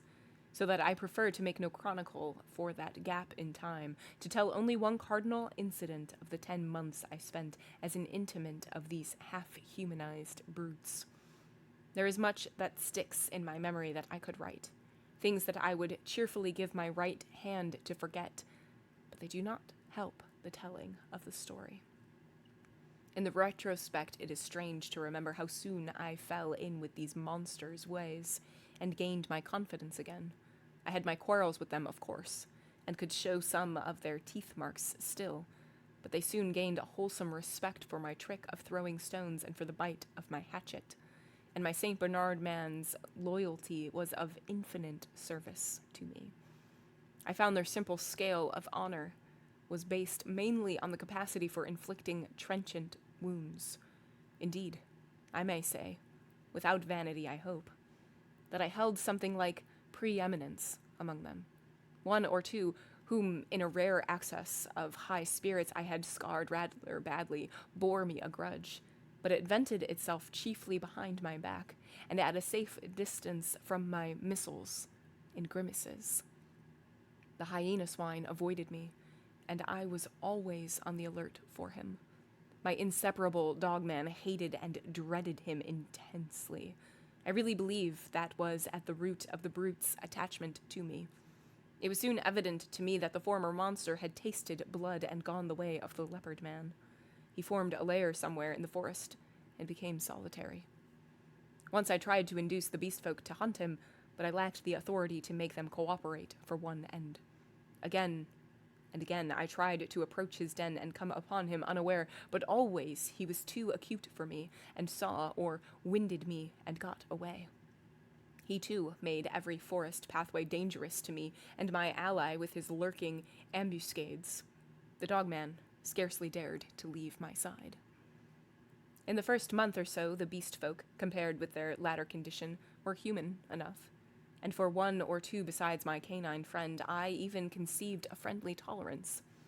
The little pink sloth creature displayed an odd affection for me, and took to following me about. The monkey man bored me, however. He assumed on the strength of his 5 digits that he was my equal, and was forever jabbering at me, jabbering the most errant nonsense. One thing about him entertained me a little. He had a fantastic trick for coining new words. He had an idea, I believe, that to gabble about names that meant nothing was the proper use of speech. He called it big thinks, to distinguish it from little thinks, the sane, everyday interests of life. If ever I made a remark he did not understand, he would praise it very much, ask me to say it again, learn it by heart, and go off repeating it, with a word wrong here or there, to all the milder of the beast people. He thought nothing of what was plain and comprehensible. I invented some very curious big thinks for his especial use. I think now that he was the silliest creature I ever met. He had developed in the most wonderful way the distinctive silliness of man without losing one jot of the natural folly of a monkey. This, I say, was in the earlier weeks of my solitude among these brutes. During that time they respected the usage established by the law, and behaved with general decorum. Once I found another rabbit torn to pieces by the hyena swine, I am assured. But that was all. It was about May when I first distinctly perceived a growing difference in their speech and carriage, a growing coarseness of articulation, a growing disinclination to talk. My monkey man's jabber multiplied in volume but grew less and less comprehensible, more and more simian. Some of the others seemed altogether slipping their hold upon speech, though they still understood what I said to them at that time. Can you imagine language, once clear-cut and exact, softening and guttering, losing shape and import, becoming mere lumps of sound again? And they walked erect with increasing difficulty, though they evidently felt ashamed of themselves. Every now and then I would come upon one or another running on toes and fingertips, and quite unable to recover the vertical attitude. They held things more clumsily. Drinking by suction, feeding by gnawing, grew commoner every day. I realized more keenly than ever what Moreau had told me about the stubborn beast flesh. They were reverting, and reverting very rapidly. Some of them, the pioneers in this, I noticed with some surprise, were all females, began to disregard the injunction of decency, deliberately for the most part. Others even attempted public outrages upon the institution of monogamy. The tradition of the law was clearly losing its force. I cannot pursue this disagreeable subject. My dogman imperceptibly slipped back to the dog again. Day by day he became dumb, quadrupedal, hairy. I scarcely noticed the transition from the companion on my right hand to the lurching dog at my side. As the carelessness and disorganization increased from day to day, the lane of dwelling places, at no time very sweet, became so loathsome that I felt it, and going across the island made myself a hovel of boughs amid the black ruins of Moreau's enclosure. Some memory of pain, I found, still made that place the safest from the beast folk. It would be impossible to detail every step of the lapsing of these monsters, to tell how day by day the human semblance left them, how they gave up bandaging and wrappings, abandoned at last every stitch of clothing, how the hair began to spread over the exposed limbs, how their foreheads fell away and their faces projected, how the quasi-human intimacy I had permitted myself with some of them in the first months of my loneliness became a shuddering horror to recall. The change was slow and inevitable. For them and for me, it came without any definite shock. I still went among them in safety, because no jolt in the downward glide had released the increasing charge of explosive animalism that ousted the human day by day. But I began to fear that soon now that shock must come. My St. Bernard brute followed me to the enclosure every night, and his vigilance enabled me to sleep at times in something like peace. The little pink sloth thing became shy and left me to crawl back to its natural life once more among the tree branches. We were in just the state of equilibrium that would remain in one of those happy family cages which animal tamers exhibit if the tamer were to leave it forever. Of course, these creatures did not decline into such beasts as the reader had seen in zoological gardens. into ordinary bears, wolves, tigers, oxen, swine, and apes. There was still something strange about each. In each, Moreau had blended this animal with that. One perhaps was ursine, chiefly, another feline, chiefly, another bovine, chiefly, but each was tainted with other creatures, a kind of generalized animalism appearing through the specific dispositions, and the dwindling shreds of the humanity still startled me every now and then. A momentary recrudescence of speech, perhaps, an unexpected dexterity of the forefeet, a pitiful attempt to walk erect. I, too, must have undergone strange changes. My clothes hung about me as yellow rags, through whose rents showed the tanned skin. My hair grew long and became matted together. I am told that even now my eyes have a strange brightness, a swift alertness of movement. At first, I spent the daylight hours on the southward beach watching for a ship, hoping and praying for a ship. I counted on the Epiquana returning as the year wore on, but she never came. 5 times I saw sails and thrice smoke, but nothing ever touched the island. I always had a bonfire ready, but no doubt the volcanic reputation of the island was taken into account for that. It was only about September or October that I began to think of making a raft. By that time, my arm had healed and both my hands were at my service again. At first, I found my helplessness appalling. I had never done any carpentry or such-like work in my life, and I spent day after day in experimental chopping and binding among the trees. I had no ropes, and could hit on nothing wherewith to make ropes. None of the abundant creepers seemed limber or strong enough, and with all my litter of scientific education, I could not devise any way of making them so. I spent more than a fortnight grubbing among the black ruins of the enclosure, and on the beach where the boats had been burnt, looking for nails and other stray pieces of metal that might prove of service. Now and then, some beast creature would watch me and go leaping off when I called to it. There came a season of thunderstorms and heavy rain, which greatly slowed my work. But at last, the raft was completed. I was delighted with it. But with a certain lack of practical sense, which has always been my bane, I had made it a mile or more from sea, and before I had dragged it down to the beach, the thing had fallen to pieces. Perhaps it is as well that I was saved from launching it, but at the time my misery at my failure was so acute that for some days I simply moped on the beach and stared at the water and thought of death. I did not, however, mean to die, and an incident occurred that warned me unmistakably of the folly of letting the days pass so, for each fresh day was fraught with increasing danger from the beast people. I was lying in the shade of the enclosure wall, staring out to sea, when I was startled by something cold touching the skin of my heel, and starting round found the little pink sloth creature blinking into my face. He had long since lost speech and active movement, and the lank hair of the little brute grew thicker every day, and his stumpy claws more askew. He made a moaning noise when he saw he had attracted my attention, went a little way towards the bushes, and looked back at me.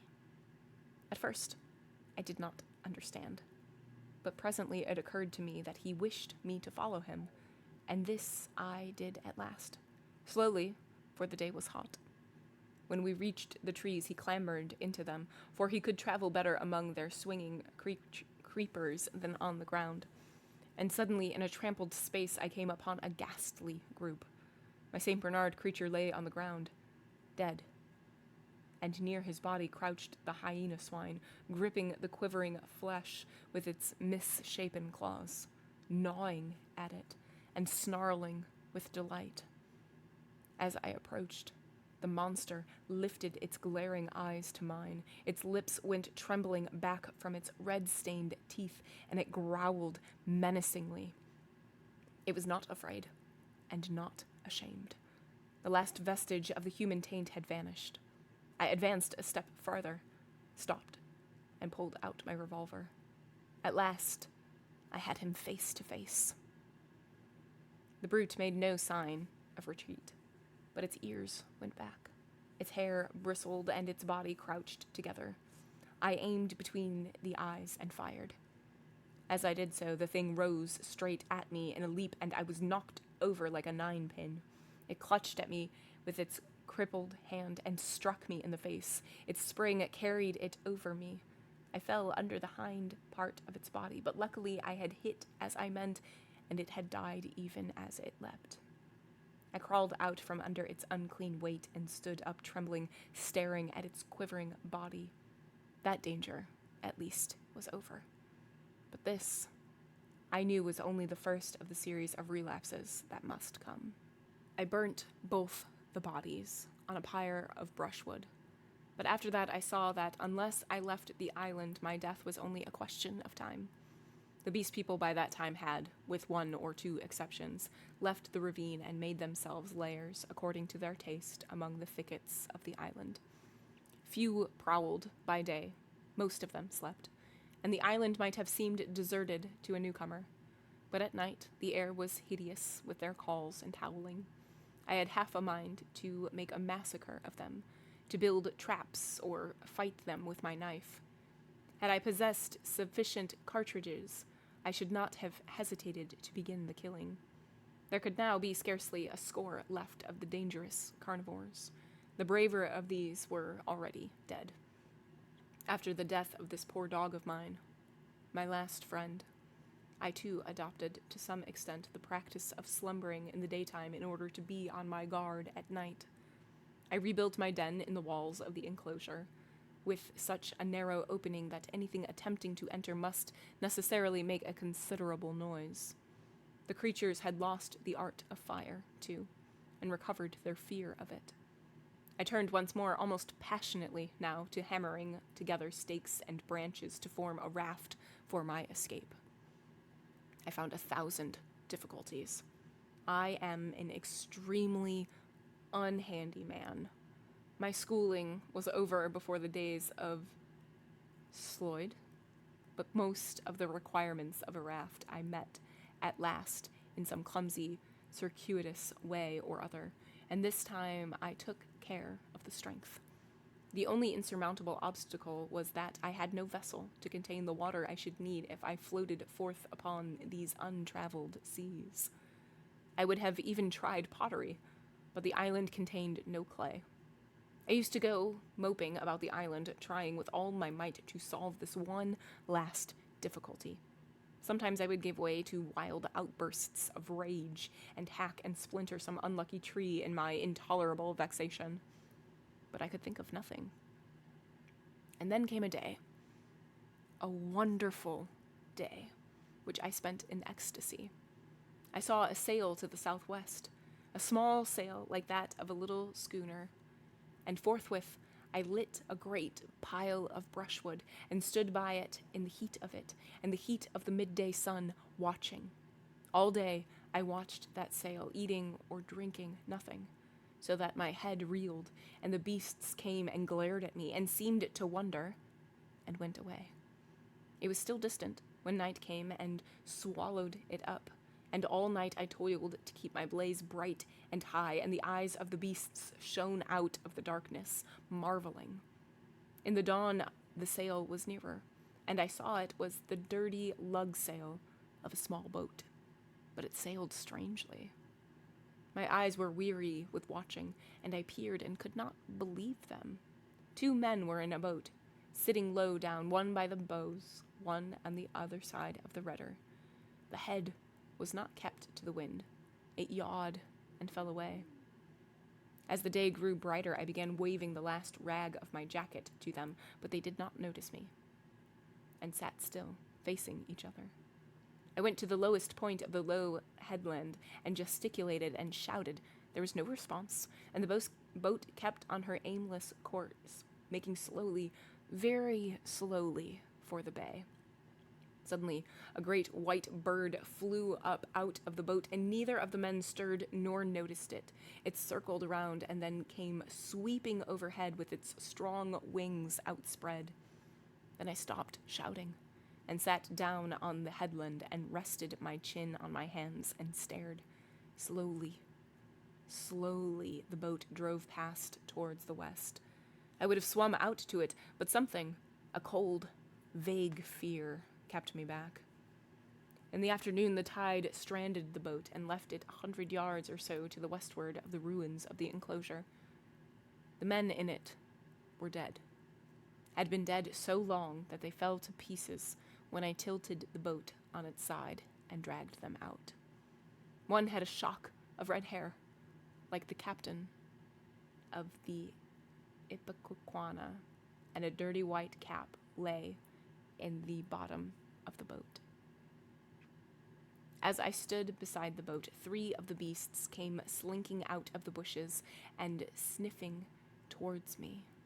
One of my spasms of disgust came upon me. I thrust the little boat down the beach and clambered on board her. 2 of the brutes were wolf beasts and came forward with quivering nostrils and glittering eyes. The 3rd was the horrible nondescript of bear and bull.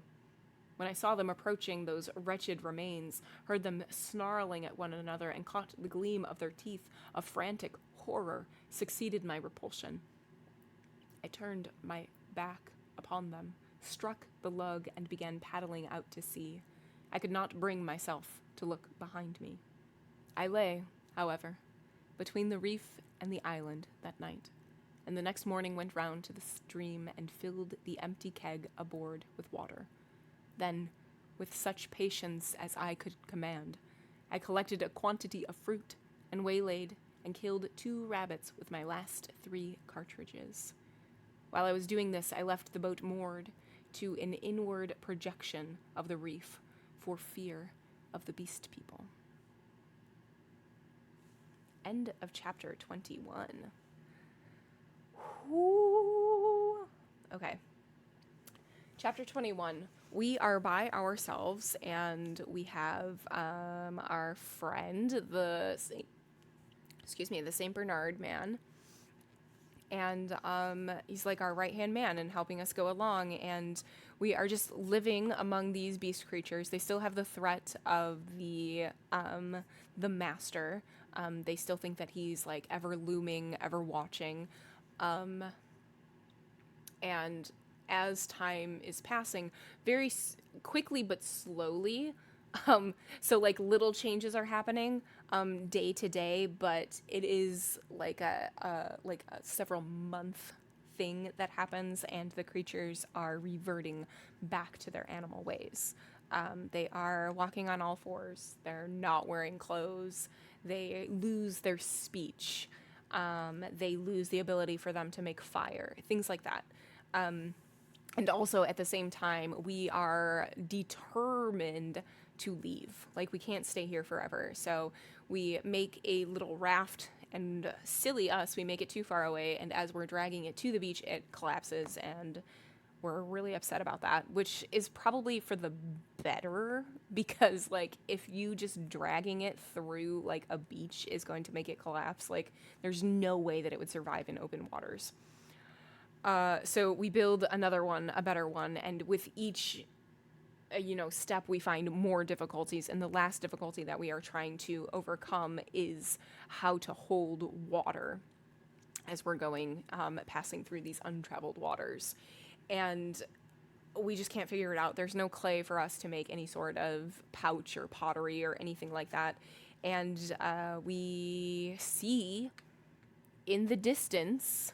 Oh, before we get to that, though, the sloth comes and finds us, and it's very obvious that the sloth wants us to follow it.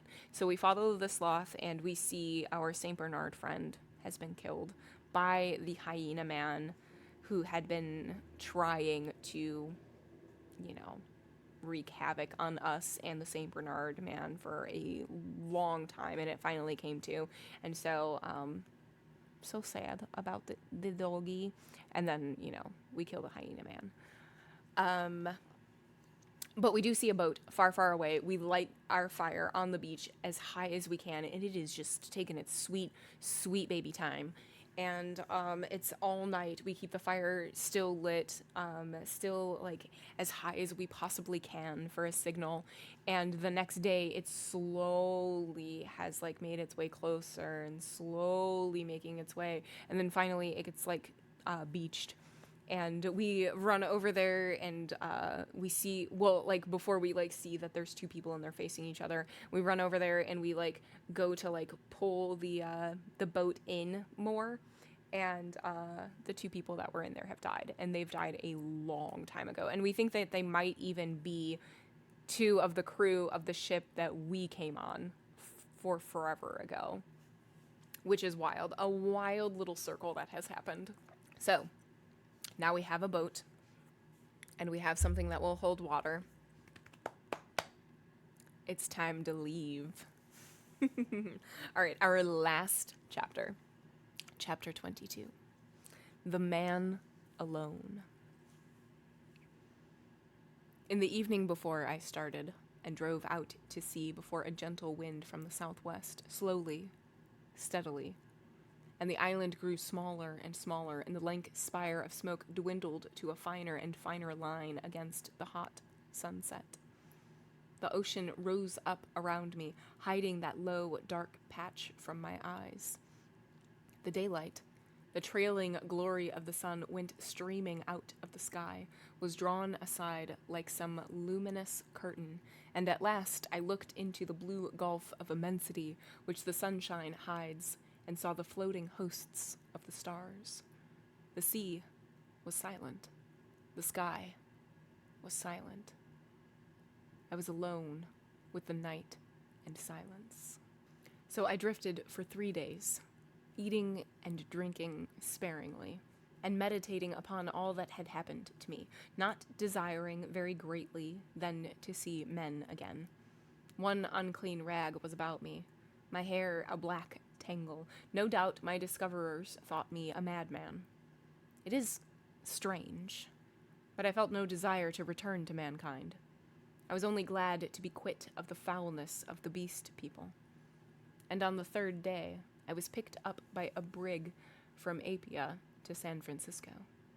Either the captain nor the mate would believe my story, judging that solitude and danger had made me mad, and fearing their opinion might be that of others, I refrained from telling my adventure further, and professed to recall nothing that had happened to me between the cross of the Lady Vane and the time when I was picked up again. The space of a year. I had to act with the utmost circumspection to save myself from the suspicion of insanity. My memory of the law, of the 2 dead sailors, of the ambuscades, of the darkness, of the body in the canebrake, haunted me. And unnatural as it seems, with my return to mankind came, instead of that confidence and sympathy I had expected, a strange enhancement of the uncertainty and dread I had experienced during my stay upon the island. No one would believe me. I was almost as odd to men as I had been to the beast people. I may have caught something of the natural wildness of my companions. They say that terror is a disease, and anyhow I can witness that for several years now a restless fear has dwelt in my mind. Such a restless fear as a half-tamed lion cub may feel. My trouble took the strangest form.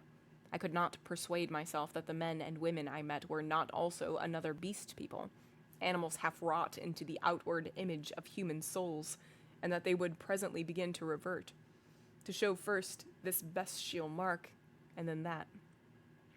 But I have confided my case to a strangely able man, a man who had known Moreau, and seemed half to credit my story, a mental specialist, and he has helped me mightily, though I do not expect that the terror of that island will ever altogether leave me.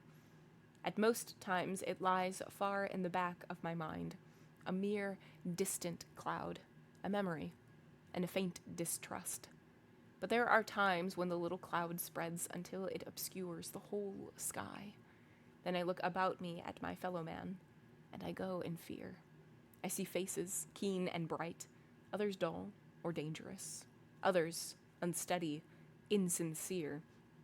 none that have the calm authority of a reasonable soul. I feel as though the animal was surging up through them, that presently the degradation of the islanders will be played over again on a larger scale. I know this is an illusion, that these seeming men and women about me are indeed men and women forever. Men and women forever, perfectly reasonable creatures, full of human desires and tender solicitude, emancipated from instinct and the slaves of no fantastic law, beings altogether different from the beast folk, yet I shrink from them, from their curious glances, their inquiries and assistance, and long to be away from them and alone. For that reason I live near the broad, free downland, and can escape thither when this shadow is over my soul. And very sweet is the empty downland then, under the wind-swept sky. When I lived in London, the horror was well nigh insupportable. I could not get away from men. Their voices came through windows. Locked doors were flimsy safeguards. I would go out into the streets to fight with my delusion, and prowling women would mew after me. Furtive, craving men glance jealously at me. Weary, pale workers go coughing by me with tired eyes and eager paces, like wounded deer dripping blood. Old people, bent and dull, pass murmuring to themselves, and all unheeding a ragged tale of children.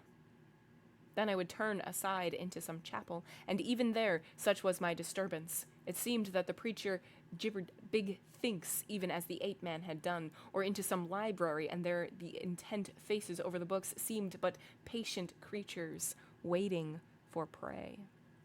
Particularly nauseous were the blank, expressionless faces of people in trains and omnibuses. They seemed no more my fellow creatures than dead bodies would be, so that I did not dare to travel unless I was assured of being alone, and even it seemed I, too, was not a reasonable creature, but only an animal tormented with some strange disorder in its brain which sent it to wander alone, like a sheep stricken with kid. This is a mood, however, that comes to me now, I thank God, more rarely.